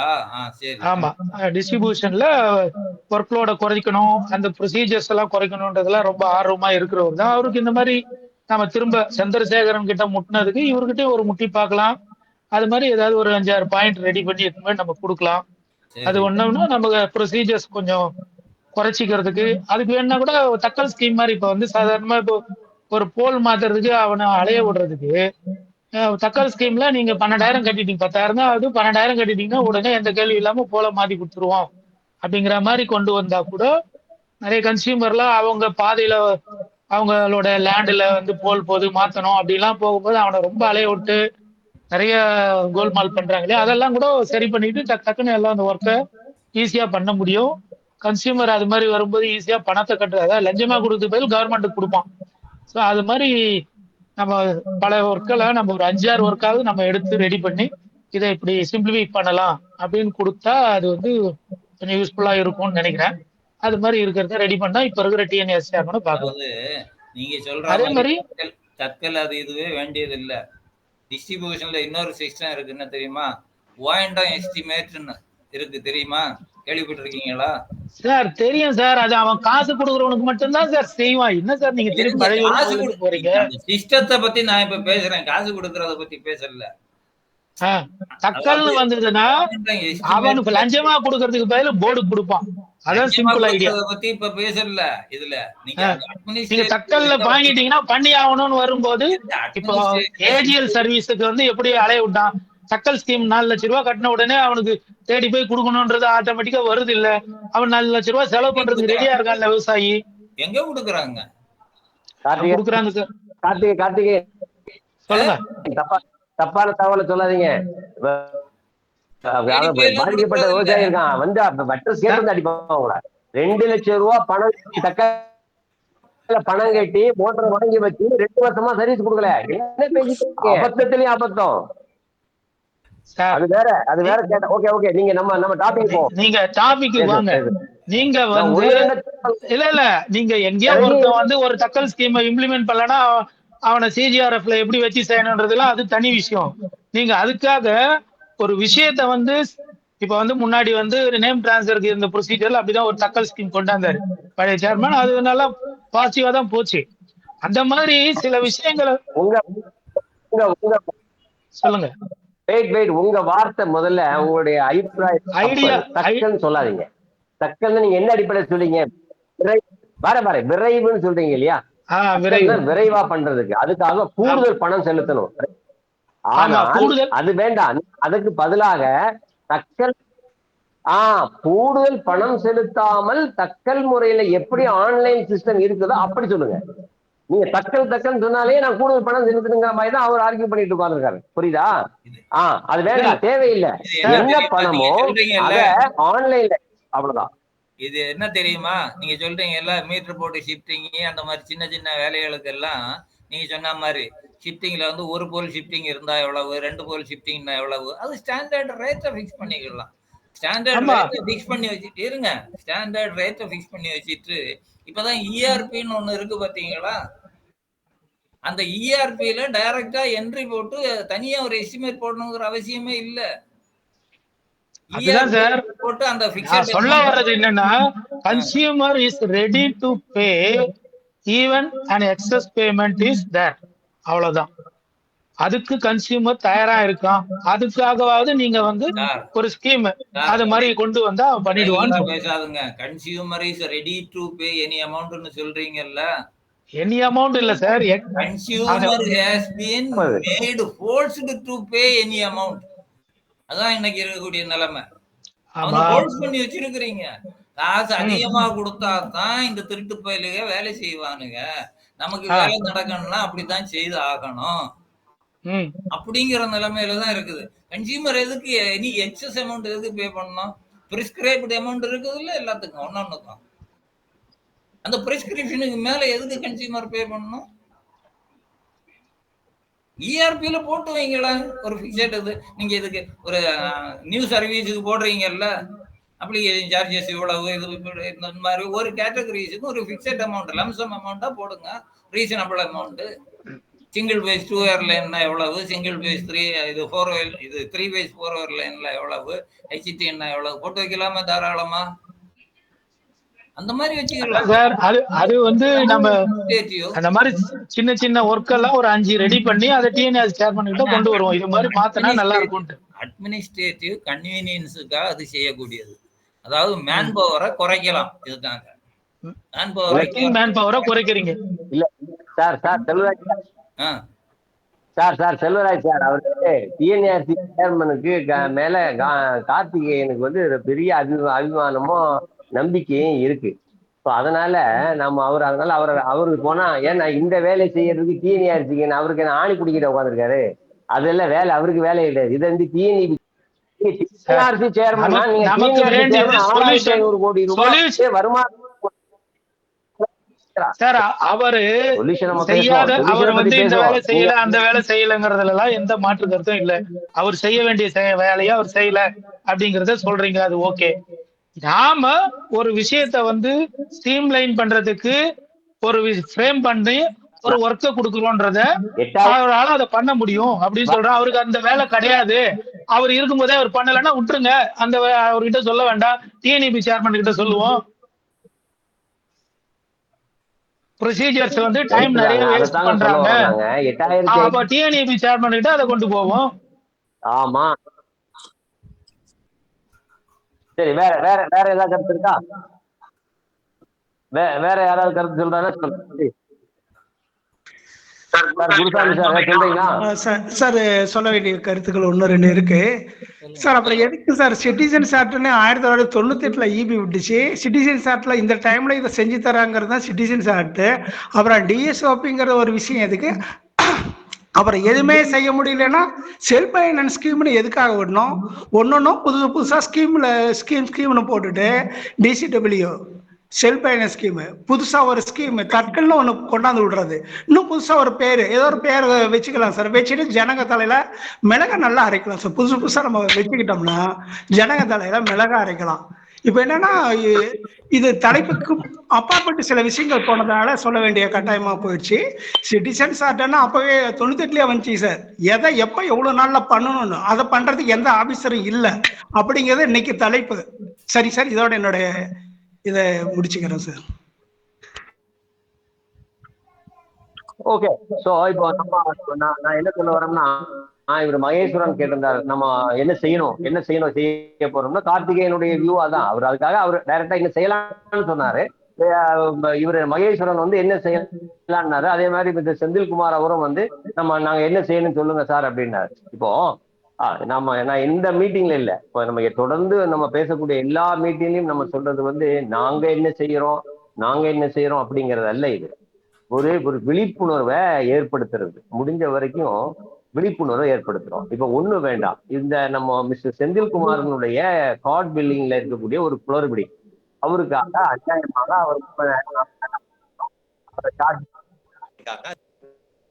3 கிலோவாட் வந்து சோலார் போட்டிருக்கிறாரு. அவர் கன்சம்ஷன் 450 யூனிட் தான். அவர் பணம் கட்ட வேண்டியதே இல்லாதவர்கிட்ட போய் 30,000 கட்டு 20,000 கட்டுன்னு என்ன கொள்ளை அடிக்கிறாங்களா, என்ன பண்றதுன்னு அவரு 1.5 வருடமாக அலைஞ்சு திரிஞ்சு எவனுமே தீர்வு சொல்லுங்கிற போது சிடிஆர்எஃப்க்கு மனு போட்டு சிடிஆர்எஃப்ல போய் பேசுறோம். அப்ப நான் இந்த விஷயத்துல நான் என்ன செந்தில்குமார் நம்ம எதை புரிய வைக்கிறதுக்காக, எதை நம்ம புரிஞ்சுக்கணுங்கிறதுக்காக இந்த மீட்டிங் போட்டுங்கிறதுனுடைய உண்மை இதுதான். நாங்க என்ன செய்யணுங்கிறத அட்வைஸ் பண்றது ஒரு பக்கம் இருக்கட்டு, நாங்க என்ன செய்யறோம் அப்படின்னு நாங்க செஞ்சுக்கிட்டு தான் இருக்கிறோம். அது இல்ல, நீங்க ஒரு புதிய கருத்துக்கள் சொன்னீங்கன்னா நான் அதையும் அடுத்து ட்ரை பண்ணி பார்ப்போம். மாட்டேன் இல்லைன்னு சொல்ல வரல.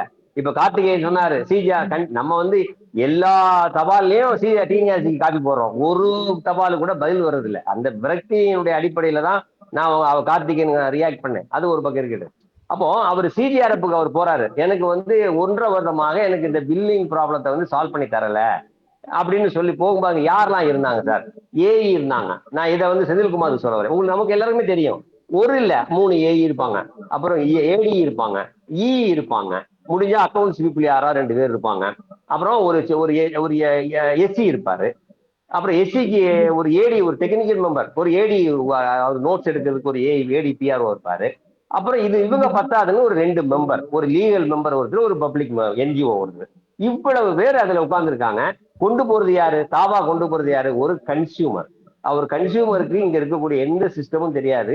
நீ கரண்ட கொடுக்குற, அவன் யூஸ் பண்றான், அது பணம் கட்ட சொல்ற, பணம் கட்டுறான். அதுல உள்ள குளறுபடியை சொல்ல வராரு. ஆனால் அந்த கன்சியூமர் புரிஞ்சுக்கிட்ட அந்த எங்க தவறு இருக்குங்கிறத புரிஞ்சுக்கிட்டத கூட புரிஞ்சுக்க தெரியாத மொக்கைகள் 15 பேர் அங்க ஹாலில் உட்காந்துருக்கான். அவ்வளவு பேருக்குடைய சம்பளத்தை கூட்டி பாத்தீங்கன்னா எவ்வளவு வந்துடும் தெரியுமா? 20 லட்சம் ரூபா ஒரு மாதத்தினுடைய சம்பளம். அவன் அதை புரிஞ்சுக்கல. 1.5 வருஷமா பிரச்சனை தீர்வாகல, ஆர்டர் போடுறான், அபத்தமா ஆர்டர் போடுறான். இப்ப எங்க இருக்கிறோம்? அப்ப நாம என்ன செய்யறோம் அப்படின்னு நம்ம கேட்கிறோமே, நாம இதை புரிஞ்சுக்கிட்டோமா? இவன் அவ்வளவு பேர் எதுக்குன்னு அவர் செந்தில்குமார் அங்க புரிஞ்சுக்கிட்டாரா, உணர்ந்தாரா? நான் இந்த பிரச்சனை இன்னைக்குதான் இன்னைக்கு நான் பாதிக்கப்பட்டிருக்கிறேன். இந்த பிரச்சனையை எடுத்து பாக்குறேன். எனக்கு இதுவா வேலை? அக்கௌண்ட் சம்மரி எடுத்து பாக்குறேன், கன்சியூமர் லெட்ஜர் எடுத்து பாக்குறேன், இங்க இந்த தப்பு நடந்திருக்குன்னு ஒரு நுகர்வோரால புரிஞ்சுக்க முடியுது. அப்புறம் அந்த பேப்பர் இந்த ஒரு கிரிவன்ஸை கொண்டு போய் ஏதோ ஹைகோர்ட் சுப்ரீம் கோர்ட்டுக்கு டீல் பண்ற மாதிரி வக்கீல் யாருன்னா வக்கீல வச்சு அங்க வாதாடி ஜெயிக்கல, இவ்வளவு பேர் உட்கார்ந்துருக்கான். அப்ப இது இல்லை, நம்ம என்ன இதுக்கு மேல நம்ம என்ன புரிஞ்சுக்கணும்? அதைத்தான் நான் கேட்கிறேன். இவன் எவனுமே தேவையில்லைங்கிற, இந்த ஹைரார்க்கியே தேவையில்லை.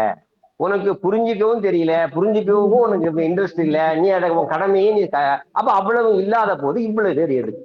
ஸோ இந்த விஷயத்தை நாம உணர்ந்து கொள்ள வேண்டும். எங்க பிரச்சனை இருக்கு? ஆமா, இனிமேல் என்ன பண்ணணும்? ஆஸ் ஏ பப்ளிக் ஆட்டு அவர் மிஸ்டர் செந்தில்குமார் என்ன நினைக்கணும்னா, என் பிரச்சனைக்கு நான் போகும்போது இந்த நிர்வாகம் இந்த அளவுக்கு மோசமாக எதுக்குமே பிரயோஜனம் இல்லாத நிர்வாகம் இவ்வளவு இருக்குத, அப்போ இது பத்தியான அவருடைய சொந்த கருத்தை இன்னைக்கு வலைதளங்களில் பதிவிட வேண்டும். எல்லாருக்கும் யாராவது ஒரு பிள்ளையார் பிடிச்சு வைப்பாங்க, எல்லா ஃபங்க்ஷனுக்கும் பிள்ளையார் பிடிச்சு வைப்பாங்க. அது மாதிரி இப்போ நீலகண்ட பிள்ளையும் செல்வராஜும் ஜீவானந்தம் இந்த மாதிரி 4 பேரை தேடிட்டு ஓடிட்டு இருக்க முடியாது. எல்லாமே நீங்க என்ன செய்றீங்க, நீங்க இப்படி செய்யுங்க அப்படி செய்யுங்கன்னு சொன்னா ஒரு 2 பேரால, ஒரு 10 பேரால, ஒரு 20 பேரால செய்ய முடியாது. நாம அடுத்தவங்களுக்கு டைரக்ஷன் கொடுக்கறதுக்காக நம்ம இந்த மீட்டிங் இல்லை.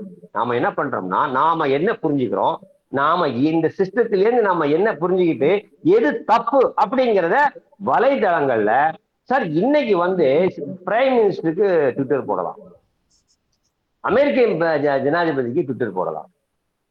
அவ்வளவு தூரத்துக்கு ரொம்ப குறுகிடுச்சு, நம்ம ரொம்ப அருகில வந்துருச்சு. எல்லா கம்யூனிகேஷன் நெட்வொர்க்கும் அந்த அளவுக்கு பிரச்சனைய ஒரு 100 பேரு சைமல்டேனியஸா ட்விட்டர் போட்டாங்கன்னா கண்டிப்பா ஒரு எஃபெக்ட் இருக்கும் சார்.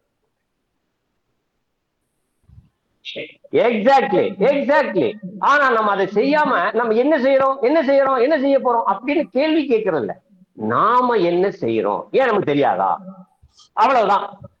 இதே நான் நீங்க நல்லா பார்க்கத்தானே செய்றீங்க, நான் பக்கமா எழுதுறேன். நேற்றுக்கு அவரு நம்ம செல்வராஜ் சார் சொன்ன மாதிரி sir, battery energy storage system அந்த டெண்டர், ஒரு டெண்டர் 1000 கோடி ரூபாய் மதிப்புள்ள ஒரு டெண்டர் ஃப்ளோட் பண்ணியிருக்காங்க. உண்மையிலேயே சொல்ல போனா நேற்றுக்கு காலையில தான் நான் உட்கார்ந்து 4 மணிக்கு உட்கார்ந்து அந்த டெண்டரை படிச்சேன். 31 பாயிண்ட்ஸை நான் கிரியேட் பண்ணேன், டைப் பண்ணி பேப்பர் ரிட்டர்ன்ல கொண்டு போய் கொடுத்துருக்கிறேன். நேற்றுக்கு மீட்டிங் முடிஞ்ச உடனே இன்னைக்கு காலையில் அதே மாதிரி 3:30 மணிக்கு எஞ்சி உட்காந்து 4-5 பக்கத்துக்கு திருப்பி ஃபீட்பேக் அப்சர்வேஷன் சொல்லிட்டு அவர் சொல்றாரு, சார் அப்படி எழுதி ரெக்கார்ட் பண்ணுங்கன்னாரு. அதை அப்படியே உடனே எனக்கு முடியல, என்னால முடியவே இல்லை, என்னால செய்ய முடியாது. எனக்கு நானும் 100 வேலை பாக்குறேன், நான் 100 வேலை என்கிட்ட வரிசையா லைன் அப் பண்ணிருக்கு, அவ்வளவு வேலை இருக்கு. அவர் சார் சொன்னதுனால எஸ் அதை செஞ்சுதான் ஆகணும் அப்படிங்கிறதுனால இன்னைக்கு அந்த வேலையை செய்யறேன். அப்போ நான் அவரு அன்னைக்கு இந்த மீட்டிங்ல எம்டி மேனேஜிங் டைரக்டர் இருக்கிறாரு, சிஇ இருக்கிறாரு, எஸ்சி இருக்காரு, டைரக்டர் ஃபைனான்ஸ் இருக்காரு, அப்புறம் ஏடி இருப்பாங்க, ஏடி இருப்பாங்க. யாரும் சரியாக அந்த கிடையாது. ஐ ஆம் எ ஆர்டினரி சிட்டிசன். நான் இவ்வளவு ரிஸ்க் எடுத்து 130 பக்கத்தை படிச்சு அதில் உள்ள ஃபிளா என்னங்கிறத எழுதி கொண்டு போய் நான் டிஸ்கஸ் பண்ண போறேன். பொறுப்புல இருக்கக்கூடிய 25 லட்சம் ரூபாய் அன்னைக்கு அந்த ஒரு மாதத்துக்கு மட்டும் சம்பளம் வாங்கக்கூடிய 6 officials they are ideally sitting. இவன் எதுக்கு? சோ இதை நான் பாக்குறேன் இல்லையா, இதை நம்ம எழுதுறோமா இல்லையா? அப்ப என்ன செய்யணும், எப்படி செய்யணும்னு கேள்வி கேட்கிற நாம என்ன பண்ணோம்னா, நாம கருத்துக்களை பதிவிடணும். ஆமா, இந்த அட்மினிஸ்ட்ரேஷன் டாப் அபிஷியல்ஸ் ஹைரார்க்கியை ரீஃபார்ம் பண்ணுங்க, ஒரே லைன்ல எழுதுங்க. இது இவ்வளவுதான் சார். நீங்க நம்ம இந்த மீட்டிங்கினுடைய முக்கிய சாராம்சம், நான் எப்படி செய்யணும் அப்படிங்கிறத நீங்க என்ன சொல்லிட்டீங்க. நான் இது வரைக்கும் நான் அப்படி செய்யலைன்னா நான் செய்ய தயாரா இருக்கிறேன், நான் மாத்திக்கிறேன். அது என் தனிப்பட்ட என்னுடைய நேரம், என்னுடைய உழைப்பு, என்னுடைய இடையே சுற்றி இருக்கக்கூடிய நண்பர்களுடைய ஆதரவுல நாங்க செய்யறோம். நாங்க செய்யறோம். ஓகே. ஆனா நீங்க என்ன செய்யறீங்க அப்படிங்கறத இந்த மீட்டிங்குடைய உங்களை எல்லாம் கூப்பிட்டு மீட்டிங் போடுறது காரணம் என்னன்னா, நாங்க எங்களுக்கு தெரியாத தெரிஞ்சுக்கிறதுக்கும் நம்ம எல்லாருமா சேர்ந்து இதுல ஒரு கன்க்ளூட் பண்றோமா இல்லையா, ஒரு அவுட்கம் இப்படிதான் இருக்காமா, இது தப்பு அப்படின்னு சொல்றத நாம எந்த இடத்துல நம்ம வெளிப்படுத்துறோம். ஏன் வெளிப்படுத்தலைன்னா ஏன் வெளிப்படுத்துற? இப்ப நான் இந்த ஒரு டாபிக் இன்னைக்கு ரைஸ் பண்ணேன். அலவன்சஸ் எல்லாமே பேசிக் வந்து அந்த டிசிக்னேஷனுக்கு ஏற்ற மாதிரி பிக்ஸ் பண்றீங்க. ஓகே, அவனுக்கு ஒரு வேறுபாடு வேணும், அவனுக்கு ஒரு தரம் செட் பண்றீங்க, நான் அதை மறுக்கல. அவனுடைய கல்வி தகுதி, அவனுடைய திறமை, அவனுடைய பணி, இது எல்லாத்துக்கும் நீ ஒரு அவனுக்கு ஒரு மேல் நிலைமையில வைக்கணும்னு நினைக்கிறீங்க, வைங்க. ஆனா அலவன்சஸ் இருக்கு பாருங்க, அதுல போய் எதுக்கு பாகுபாடு காட்டுறீங்க? ஏன் அந்த அளவுக்கு வித்தியாசத்தை ஏன் காட்டுறீங்க? அவர் சார் சொன்ன மாதிரி ஒரு ஏஐயும் 10 ஹெல்ப்பரும் ஒரு வேலைக்கு போறாங்க. எப்படி லைன்ஸ் வந்து இது பண்றதுக்காக போவாங்க, பெட்ரோலுக்கு போவாங்க. அதில் ஒரு பிரேக் டவுன் அட்டன் பண்ணதுக்காக 230 லைன் ஃபாரஸ்ட்ல கூட போவாங்க, மலைக்கு மேல போக வேண்டிய வேலை இருக்கும், எல்லாம் பண்ணுவாங்க. அப்போ லைன்ஸ் வந்து பிரேக் டவுன் ஒர்க் அட்டன் பண்ண போகும்போது ஒரு ஏஐ அங்க என்ன சாப்பிடுவாரோ அதே தானே அந்த ஹெல்ப்பரும் சாப்பிடுவான். அப்ப அவனுக்கு என்ன சம்பளம், அந்த அலவன்ஸ் அவனுக்கு அதை கொடுக்க வேண்டியதானே. அதுலயே நீங்க பாகுபாடு காட்டுறீங்க. அப்ப அதை சமன்படுத்துங்க. அப்ப இது நமக்கு தெரியுது இல்லையா? இப்ப இந்த இதுல நாம எவ்வளவு பேர் நம்ம வெளியே இந்த மேட்டரை வெளியில கட்சியை சொல்ல போறோம், எத்தனை பேர் இந்த நிர்வாகத்துக்கு தெரிவிக்க போறோம், நம்ம தெரிவிக்க தயாரா இருக்கிறோமா? இதுதான் வேணும். இன்னைக்கு கூட்டு முயற்சி. அவரு ஜீவானந்தர் சொன்னதுதான் 100க்கு 100 கரெக்ட். நீங்க களத்துல வந்து, நீங்க வலைத்தளத்துல வந்து நீங்க எவ்வளவு மேட்ரை, நல்ல மேட்ரை, நமக்கு நல்ல விஷயம், இது செஞ்சா இது தீர்வு கிடைக்கும் நினைச்சீங்கன்னா உள்ள பூத்துங்க, உள்ள கொண்டு போங்க. அப்படி வரும்போது நாங்க கஷ்டப்பட்டு பக்கமா அறிக்கையா எழுதி கொடுக்கறதுனால கொஞ்சமாவது மதிப்பு கிடைக்கும், அதுக்கு ஒரு வேல்யூ இருக்கும். அது செய்யறது இல்லை. சோ மக்கள் வந்து புரிஞ்சுக்கணும். மக்கள்னா யாரு? எல்லாருமே தான் மக்கள் தான். காமனா எம்ப்ளாயீஸும் சரி, ரிட்டையர்டு எம்ப்ளாயீஸும் சரி, டிபார்ட்மெண்ட் துறை சாராத வெளியில இருக்கிறவங்களும் சரிதான். இப்ப எங்களுக்கு எல்லாம் என்ன தெரியும், அன்னைக்கு மெட்ரோ வாட்டருக்கு போறோம், நம்ம அங்க போய் ரெப்ரசென்ட் பண்றோம்.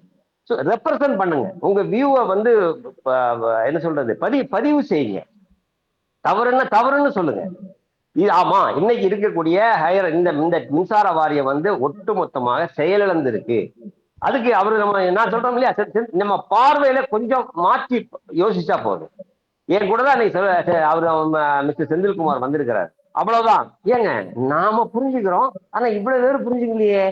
அதுக்கு நம்ம பிரச்சனை, நாம வந்து அவனை தேடி வரோம். அவனு ராஜா மாதிரி உட்கார்ந்துருக்காங்க, இவன் என்ன அதிகாரி, இவன் எப்படி இந்த அதிகாரிக்கு தகுதி அப்படின்னு இன்னைக்கு அவர் ட்விட்டர்லயும் வாட்ஸ்அப்லயும் பதிவு போட்டிருந்தாங்கன்னா எப்படி இருக்கும்? அப்ப இன்னைக்கு எத்தனை 1000 பேர் வந்து இன்னைக்கு சிடிஆர்எஃப்க்கு போயிட்டு வராங்க, அங்க பார்த்த நிகழ்வுலேருந்து அவங்க என்ன புரிஞ்சுக்கிறாங்க? கிடையாது. அதை புரிய வைக்கிறதுக்கு தான் நாம இந்த சந்திப்பை நிகழ்த்துறோம். அதுதான் நம்ம இன்னைக்கு நிகழ்த்திட்டு அதுதான் சொல்ல வரோம். நம்ம ஏன் சொல்ல வரோம், நமக்கும் நிர்வாகத்துக்கும் ஆகா இது மின்சார வாரியம் சம்பந்தப்பட்டவர், இவர் அவர்கிட்ட மோதிப்பாரு அப்படின்னு எனக்கு ஒரு வாட்ஸ்அப் குரூப்ல இருந்து எனக்கு வார்னிங் கொடுத்தாங்க. சார் இதெல்லாம் உங்க தனிப்பட்ட பிரச்சனை சார், நீங்க இங்க போடாதீங்க சார் அப்படின்னு கூட எனக்கு வார்னிங் கொடுத்துருக்காங்க. எஸ், அந்த அளவுக்கு தான் புரிதல் இருக்கு. இன்னைக்கு இந்த ஹைராக்கி தேவையில்லையே. நம்ம நான் எதுக்கு இந்த மீட்டிங்கை நம்ம கூப்பிடுறோம், நம்ம எல்லாரும் ஏன் கலந்துக்கிறோம்? ஒருவேளை என்னுடைய தாட்ஸ் வந்து தவறா இருக்குதா இல்லையா, இல்ல தேவையான்னு அப்படின்னா நான் கரெக்ட் பண்ணிப்போம். நாங்க ஓகே இதுல இந்த பிளா இருக்கு, நம்ம கரெக்ட் பண்ணிக்கலாம் அப்படின்னு ஒரு கரெக்ட் பண்ணிக்கிறதுக்காக தான் நம்ம அந்த டிஸ்கஷனை கூட்டுறோம். ஸோ அதனால அப்போ எல்லாரும் பார்ட்டிசிபேட் பண்ணணும். எல்லாருமே அவங்களால முடிஞ்ச கிடைக்கிற நேரத்துல கொஞ்சம் ஸ்பேர் பண்ணுங்க. அடிப்படை தேவைகள், மின்சாரம், குடிதண்ணீர், கார்பரேஷன்ல உள்ள பணிகள், இந்த மாதிரியான அடிப்படை மக்களுக்கு தேவையான சுகாதாரம், பொல்யூஷன், இதுல எல்லாத்திலுமே கொஞ்சம் கவனம் செலுத்துங்க. நமக்கு கிடைச்ச எது தவறுன்னு தெரியுதோ, இந்த பிரச்சனைக்கு ஏன் இவன் தீர்வு சொல்லல, ஏன் இவனால தீர்வு செய்ய முடியல, ஒரு சாதாரண கார்டு பில்லிங்ல ஒரு அசஸ்மெண்ட்ல உள்ள பிரச்சனை, ஒரு அசஸர் தப்பு பண்ணாம்னா அவன் அந்த தப்பை சரி பண்றதுக்காக அந்த கன்சியூமர் 1.5 வருஷமா அலையறான்.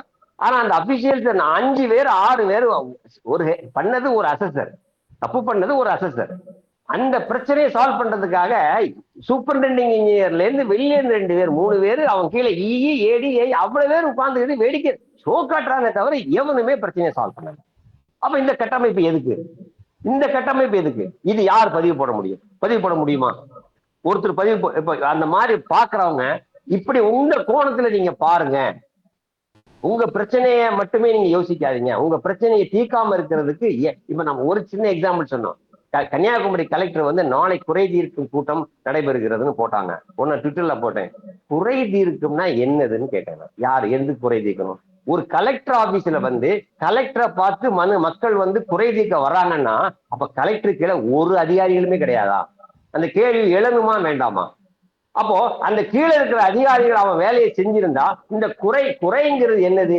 எனக்கு என் வீட்டுக்கு முன்னாடி குளம் வெட்டணும், எனக்கு குளம் வேணும், அவன் குறைய கேட்டான். அப்படியா குறை கேட்கறான்? இல்ல. குறைங்கிறது என்ன? அந்த அதிகாரி அவனுடைய வேலையை செய்யாததனுடைய விளைவுதான் நுகர்வோருக்கு குறைகளாக வருகிறது.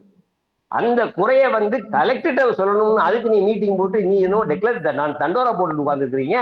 இல்ல, அவங்க என்ன செய்யணும்? கலெக்டர் நீங்க நம்ம போறவங்க என்ன கேட்கணும்? கலெக்டர்கிட்ட என்ன கேட்கணும்? நான் வந்து உங்களை பார்க்க வேண்டிய நிலைமைக்கு தள்ளப்பட்ட அதிகாரிகளை கேள்வி கேட்கறது உனக்கு தைரியம் இருக்கா? துப்பு இருக்கா? நீ என்ன பெரிய போய் அங்க மீட்டிங் நடத்திட்டு இருக்கிறேன்னு கேள்வி என்னைக்கு பொதுமக்கள் கேட்கிறானோ அன்னைக்குதான் அந்த அதிகாரி கீழே இருக்கிற அதிகாரில வேலை செய்ய ஆரம்பிப்பாங்க. நேற்றைக்கு மீட்டிங் போகிற போதே மேனேஜிங் டைரக்டர் அந்த ஐஏஎஸ் ஆபீசர் நான் கேள்வி பாலிசி கவர்மெண்ட் பாலிசி இந்த டெண்டர் 1000 கோடி பேட்டரிங்கிறது புது கான்செப்ட். இது வரைக்கும் நம்ம மாநிலத்துல இது கிடையாது.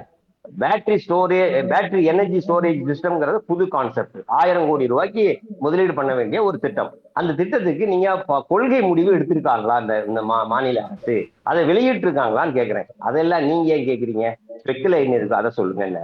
சரி, கவர்மெண்ட் வந்து கைட்லைன்ஸ் இஷ்யூ பண்ணிருக்கா யார் யார் என்னென்ன பண்ண போறாங்க அப்படின்னு? அதெல்லாம் நீங்க ஸ்பெசிபிகேஷன் இல்ல ஏன் கேக்குறீங்க? நீங்க பிட்டர் கான்ட்ராக்டர், உங்களுக்கு என்ன வேணுமோ டெண்டர் கோட் பண்ணிட்டு போக வேண்டியதானே அப்படின்றாரு. அப்புறம் கேக்குறேன் டிரான்ஸ்போர்ட் டிஎன்பிடிசிஎல் யாரு விநியோக பிரிவு வந்து கரண்டா வாங்க போறான். தனியார் கம்பெனி வந்து பேட்டரி ஸ்டோரேஜ் ஜெனரேட்டர் பண்ண போறான். அவன்கிட்ட இருந்து இவன் கரண்டா வாங்க போறான். மேட்ரு முடிஞ்சது, சிம்பிள். அப்போ இதுல வந்து மின் தொடரமைப்பு கழகம் எது டிரான்ஸ்போ அவன் வந்து 56 ஏக்கர் நிலத்தை வந்து கான்ட்ராக்ட் கொடுப்பாங்க. ஏன் சார் அவன் ஏன் சார் கொடுக்கணும்? Free of cost. Free of காஸ்ட்னா எவ்வளவு? ₹1 ஒரு வருஷத்துக்கு ₹1. 56 ஏக்கர் 28 ஏக்கர் தான் வேணும். ஆமா 56 ஏக்கர் ஆமா மொத்தம். சரி, அந்த லேண்ட ₹1 வச்சு அவன் ஏன் கொடுக்கணும்? ஏன்னா டிரான்ஸ்கோவும் டான்ஜெட்கோவும் தனித்தனி கம்பெனி ஒரே ஈபின்னு நம்ம பொதுவா சொல்லிட்டு இருக்கிற முன்னாடி இருந்தது, இப்ப தனியா பிரிச்சுட்டாங்க. அப்போ டிரான்ஸ்கோனுடைய வரவு செலவுங்கிறது தனியா இருக்கிற போது டிரான்ஸ்கோ சொந்தமான 56 ஏக்கர் நிலத்தை தனியாருக்கு ₹1 வச்சு கொடுக்க வேண்டியதுனால அவனுக்கு என்ன பலன்? அவர் இதெல்லாம் நீங்க ஏன் கேக்குறீங்க? நான் ஒரு 4 கேள்விக்கு அவரை அலோவ் பண்ணேன். அதுக்கப்புறம் நான் எகிர ஆரம்பிச்சிட்டேன். என்ன ப்ரீபிட் மீட்டிங்ல வந்து உங்களுடைய டவுட்டை ஒப்பந்ததாரர்கள் டெண்டர் எடுக்கக்கூடிய வரக்கூடியவங்களுக்கு என்னென்ன டவுட்டோ அந்த டவுட்டை கிளாரிஃபை பண்றதுக்கு தான் உங்களை உட்கார வச்சு நீங்க மீட்டிங் போட்டுக்கிறீங்க. நீங்க என்ன டிக்டேட் பண்ணிட்டு இருக்கிறீங்க அப்படின்னு நான் கொஞ்சம் அவங்க வான் பண்ணதுக்கு அப்புறம் தான் அவர் கீப் சைலண்டா இருந்தாரு. நல்லா புரிஞ்சுக்கிடுங்க. இந்த மீட்டிங் எதுக்கு? என்னுடைய பிரதாபத்தை சொல்றதுக்கான மீட்டிங் இல்ல. நான் சாதனையால நான் பெரிய இவன் கொம்பன் பேசுறதுக்காக இல்ல. எல்லாரும் நம்ம கேட்கிறோம்ல, நம்ம அடுத்து என்ன செய்ய போறோம் நம்ம கேட்கிறோமே, இதை செய்யறோமா? நம்ம நண்பர்கள்ட்ட இந்த மாதிரி கேள்வி விவாதம் பண்றோமா? நம்ம எப்போதுமே அவன் டிஏ கொடுத்தானா, இவன் டிஏ கொடுக்கலையா, சம்பளம் கொடுத்தானா, சம்பளம் கொடுக்கலையா, இவன் எனக்கு நமக்கு எப்ப டிஏ வரும், நமக்கு என்னைக்கு சம்பளம் வரும், அடுத்த வேஜ் ரிவிஷன் எப்போ வரும்? எப்படி ஒரு தேர்தலில் இருக்கக்கூடிய ஒரு கட்சியும் சரி ஒரு ஆட்சியும் சரி அவன் எலெக்ஷன் வரைக்கும் பேசிட்டே இருக்கானோ அதோட நிறுத்துறது இல்ல. தேர்ந்தெடுத்து எலெக்ஷன் முடிஞ்சதுக்கு அப்புறமும் டே 1ல இருந்து பழையபடி ஆரம்பிச்சிடும் அடுத்த எலெக்ஷனுக்கு பேசிக்கிட்டே இருக்கிறான். அதே மாதிரிதான் எம்ப்ளாயிஸும் சம்பளம் வரவு என்ன இருக்கு அதை தான் பேசிட்டே இருக்கிறாங்க. குறைகளை பத்தி நம்ம பேசுறோம், அது எப்படி செப்பரேட் பண்றது?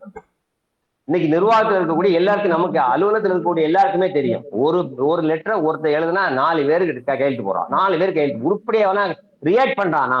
என்னைக்காவது ஒரு ரியாக்ட் பண்ணிட்டார். ரொம்ப ரேரஸ்ட் அகேஷன். அதுக்காக அவ்வளவு பெரிய கட்டமைப்பு எதுக்கு தேவை? கேள்வி கேட்டுருக்கிறோமா? கேள்வி கேட்டோம் ஆமா அப்படின்னா பதிவு பண்ணுங்க. முன்னாடி கேள்வி கேட்கலாம், இப்ப அப்படி கிடையாது. வாட்ஸ்அப் இருக்கு, ட்விட்டர் இருக்கு, பேஸ்புக் இருக்கு, மெயில நீங்க லெட்டர் அனுப்பலாம், பண்ண முடியும். எதுவும் செஞ்சிட மாட்டாங்க. ஆஸ் எ சஜஷன் நாங்க வேணா குறையா சொல்றோம், கம்ப்ளைண்ட் நேச்சர் நாங்க எடுத்துட்டு போறோம். எல்லாரும் கம்ப்ளைண்ட் நேச்சர் எடுத்துட்டு போறோம் நாங்க எதிர்பார்க்கல. அட்லீஸ்ட் குறைந்தபட்சம் தகவலை கம்யூனிகேட் பண்ணுங்க. இந்த மாதிரி இதை நீங்க சரி பண்ணீங்கன்னா ஒர்க்லோடு குறையும், அவ்வளவுதான். இதுதான் இந்த மீட்டிங்கினுடைய நாங்க என்ன செஞ்சிருக்கோங்கிறதையும் என்ன செய்யறதுக்கு நாங்க விரும்புறோங்கிறதையும் இத மற்றவங்களுக்கு தெரிவிச்சு அவங்களுடைய கருத்துக்களையும் கேட்டுக்கிட்டு அவங்களும் கொஞ்சமாவது கொஞ்சம் தளத்துல ரியாக்ட் பண்ண ஆரம்பிச்சாங்கன்னா எங்களுடைய கடின உழைப்புக்கு ஏற்ற ஒரு பலன் நமக்கு எல்லாரும் கிடைக்கும். இதுதான் இதனுடைய அம்சம். ஓகே, ஃபைனலா ஏதாவது இருந்தா சொல்லுங்க, முடிச்சிடலாம். சார் இப்போ இந்த ட்விட்டர் போடுறதுக்கு சொன்னீங்க இல்லையா, நீங்க இந்த சோலார் ரூப் டாப், அது டொமஸ்டிக் சோலார் ரூப் டாப்ல வீலிங் சார்ஜஸ் மாதிரி ஒரு அமௌண்ட் வாங்குறது வந்து அந்த சோலார் ஜென்ரேஷனை ஊக்குவிப்புக்கிறதுக்கு எதிராக இருக்கும் அப்படிங்கிற ஒரு விஷயத்த ஒரு ஃப்ரேஸா ரெடி பண்ணி ஒரு ட்விட்டர் போட்டோம்னா, இந்த மாதிரி ட்விட்டர் போடுங்கன்னு நம்ம வந்து நம்ம குரூப்ல அட்வைஸ் பண்ணோம்னா அதை வந்து ஃபாலோ பண்றதுக்கு ஒரு வாய்ப்பு இருக்கு. இப்போ கூட இந்த மீட்டிங் போறோம், 1000 கோடி ரூபாய் இந்த டெண்டர் பிட்ல இவ்வளவு பிரச்சனை இருக்கு அப்படிங்கறத ஒரு ஷார்ட் அண்ட் ட்விட்டர் வாசகத்தை ரெடி பண்ணி இதை வந்து போடுங்க அப்படின்னு நம்ம சஜஸ்ட் பண்ணலாம். அந்த மாதிரி பண்ணும்போது அதை அப்படியே உங்களோட ட்விட்டை ஃபாலோ பண்றதோ இல்ல புதுசா ட்விட் போடுறதுக்கோ அந்த ஃப்ரேஸை வந்து யூஸ் பண்ணுவாங்க. அது மாதிரி ஒரு விஷயத்த நம்ம குரூப்ல நீங்க ரெடி பண்ணி போடுங்க. எந்த ஒவ்வொரு மீட்டிங்லயுமே ட்விட்டர் ஐடி வச்சிருக்கிறாருல பிள்ளை அந்த குரூப்புக்கு அது அதுல போட்டு இல்ல அந்த ஃப்ரேஸ நம்ம குரூப்ல போடுங்க. இந்த கதையெல்லாம் வேண்டாம், நீங்க வந்து குரூப்ல நான் ஏற்கனவே செஞ்சுட்டு தான் இருக்கிறேன்.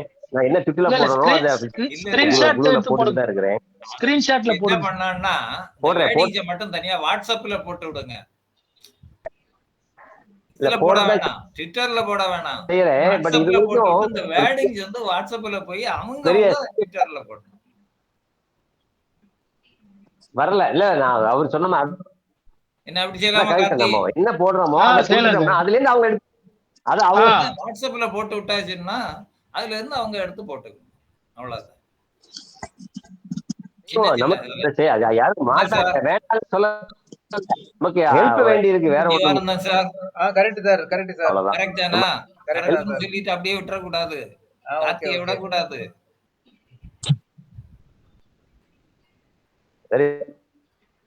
Very good. சரி, ஓகே, நான் முடிச்சிடலாமா? ரைட். ஸோ எல்லா டிபார்ட்மெண்ட்லயுமே நாட் ஓன்லி இபி, எல்லா டிபார்ட்மெண்ட்லயும் நாங்க மூவ் பண்ற வரைக்கும் நாங்க தெரிஞ்சுக்கிட்டது என்னன்னா, மேல்மட்ட உயர் அதிகாரிகள் அனைவருமே வந்து செயலற்று நிர்வாகத்திற்கு அந்தந்த சம்பந்தப்பட்ட நிர்வாகத்திற்கு அதிக நிதி இழப்புகளுக்கு வழிவகுத்து இருக்காங்க. எந்த திறமையும் இல்லை அவர்களிடம், வந்து எந்த திறமையும் வெளிவருவதில்லை. அவங்களுடைய இதை எடுத்துட்டீங்கன்னு சொன்னேன்னா, தொழில்நுட்பத்துக்கு வந்து அடாப்ட் ஆகவே மாட்டேங்கிறாங்க. அது தெரியாமலாம் கிடையாது, வேணுக்கும்னே அடாப்ட் பண்ண விடாம சரி செய்யறாங்க. அனைத்து நிர்வாகத்தில் இருக்கக்கூடிய உயர் மட்டங்கள், உயர் அதிகாரிகள் அனைவருமே இந்த ஒரு கொள்கையை வந்து எல்லாரும் ஒரே மாதிரி கடைபிடிக்கிறாங்க. அதிக தொழில்நுட்பத்தை வந்து நிர்வாகத்துல மக்களுக்கு பலனளிக்கிற விதத்துல வந்து அவங்க கொண்டு வரதுல சுணக்கம் காட்டுறாங்க, செயல்படுறதே கிடையாது. வேணுக்கும்னே அதிக சுமையை உருவாக்கி கொடுத்து அதனால எங்களால எந்த வேலையும் செய்ய முடியலேங்கிறத ஒரு ஒரு ஒரு ஒரு ஒரு தவறான இதை முன்னிறுத்தி அவங்க தப்பிச்சிட்டு இருக்காங்க. ஸோ இதுகளெல்லாம் நான் கேள்வி கேட்டுதான் அதை திருத்த முடியும். ஒரே ஒரு சின்ன எக்ஸாம்பிள் மட்டும் சொல்லிடுறேன். அன்னைக்கு முந்தா நாள் வந்து சனிக்கிழமை மெட்ரோ வாட்டர் கிரீவன்ஸ் டே மீட்டிங் போயிருந்தேன். எஸ்டி அண்ட் இ இருந்தாங்க. நான் போய் இந்த முதல்ல லெட்டர் கொடுத்துட்டு, உங்களுடைய டிபார்ட்மெண்ட்டுடைய ஆனுவல் ரிப்போர்ட்டும் ஆடிட்டட் அக்கௌண்ட் ஸ்டேட்மெண்ட்டும் நாங்கள் பார்க்குற மாதிரி வெப்சைட்ல இல்லையேங்களே அப்படின்னு கேட்டதுக்கு, அவங்க அக்கௌண்ட் ஸ்டேட்மெண்ட் அந்த ஆனுவல் ரிப்போர்ட்னு சொன்ன உடனேயே அந்த எஸ்சி கேட்குறாங்க, நீங்க எதுக்கு அதை கேட்குறீங்க? அவங்களுடைய ரியாக்ஷன், நீங்க எதுக்கு அதை கேட்குறீங்க, நீங்க யாரு? மூணாவது கேள்வி, நீங்க ஆடிட்டரா? எப்படி எப்படி எப்படி ஒரு அதிகார வர்க்கத்தை நாம மாற்றி சிந்திக்க கேட்கிறோமே நம்ம, அவ்வளவுதான். அப்புறம் நம்ம தெரிஞ்சதில்ல, அப்புறம் அவங்களுக்கு கிளாஸ் எடுத்து அவரை புரிய வச்சு இதெல்லாம் நாங்க எல்லாம் பண்ண சொல்றோம்னு சொல்லிட்டு எல்லா ரிப்போர்ட்டையும் வாங்குறாங்க. அடிப்படை எதுவுமே அவங்க என்ன செய்யறாங்களோ அது கரெக்ட். அவங்க செய்யறதெல்லாம் அதான் சட்டம். சட்டம் என்ன சொல்லுதுங்கிறதெல்லாம் பாக்குறது இல்ல சார். அவங்களுக்கு தெரியாதா? இவங்க தான் இந்த எஸ்சியா இருக்காங்க. சூப்பரிண்டென்டென்ட் சாதாரண போஸ்டா கிடையாது. 6 லட்சம் ரூபாய் சம்பளம். அவன் என்ன சொல்றாங்கன்னா, சார் அதெல்லாம் அவங்களுக்கு தெரியாததா?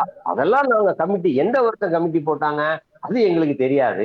கமிட்டியில அதெல்லாம் முடிவு பண்ணி தான் செயல்படுத்திட்டு இருக்கோம். நீங்க சாதாரண ஒரு ஆள் இன்னைக்கு நீங்க தப்புன்னு சொல்றீங்களே அப்படின்னா, நான் ஏன் தப்புன்னு சொல்றத அவங்க புரிஞ்சுக்கிறதுக்காக அவங்க தயாரா இல்ல. அவங்க எதை செய்தாங்களோ அது சட்டப்படி செஞ்சதாக அர்த்தம். எதை செய்யலையோ அது உங்களுக்கு சட்டப்படி கொடுக்க வேண்டிய அவசியம் இல்லைன்னு அர்த்தம். உங்களுக்கு தண்ணி நீ கொடுக்கலன்னா சட்டப்படி உங்களுக்கு கொடுக்க வேண்டிய இல்லைன்னு அர்த்தம். அப்படி புரிஞ்சுக்கிறாங்க. அவ்வளவுதான். Very simple concept. இப்படிதான் அனைத்து நிர்வாகத்திலையும் அனைத்து உயர் அதிகாரிகளும் இந்த மனப்பான்மையில தான் செயலாற்றிட்டு வராங்க. நாம என்ன செய்யணும்னு கேக்குறோம் பாருங்க. அப்போ நாம அதை அவங்களுக்கு புரிய வைக்கல. இபில தான் எனக்கு பிரச்சனை, நான் இபில வேலை பார்த்தேன், அதனால எனக்கு அங்க ஏதாவது ப்ராப்ளம் வந்துடும் அப்படின்னு நான் நினைச்சேன்னா மற்ற டிபார்ட்மெண்ட்ல கேட்கலாமே. நம்ம எவ்வளவு துறை சார்ந்த நிர்வாகங்களை சம்பந்தப்பட்டிருக்கிறோம், நேரடியாகவும் மறைமுகமாகவும் நாம என்ன கான்ட்ரிபியூட் பண்ணியிருக்கிறோம். ஒண்ணு அவனா செய்யணும், அவன் செய்ய தவறிட்டாலும் நாம அவனை செய்ய வைக்கணும். இதுதான் இந்த குழுவினுடைய நோக்கம். இந்த சந்திப்பினுடைய நோக்கமும் அல்டிமேட்டா இதுதான். அவங்க இதுல கலந்து கொண்ட உங்கள் அனைவருக்கும் நன்றி தெரிவித்துக் கொண்டு அடுத்த செவ்வாய்க்கிழமை வேறு ஒரு தலைப்பில் நாம் வேறு ஒரு தலைப்பில் நாம் பேச இருக்கிறோம். உங்களை சுற்றி இருக்கக்கூடிய நண்பர்கள், பொதுமக்கள், மின்வாரிய தொழிலாளர்கள், ஓய்வு பெற்றவர்களுக்கு செய்தியை பரப்புங்கள். அவர்களிடம் ஏதாவது உருப்படியான தகவல் கிடைத்தால் எங்களுக்கு தகவல் தெரிவியுங்கள். கலந்து கொண்டமைக்கு மீண்டும் ஒருமுறை நன்றி கூறி விடைபெறுகிறேன். நன்றி.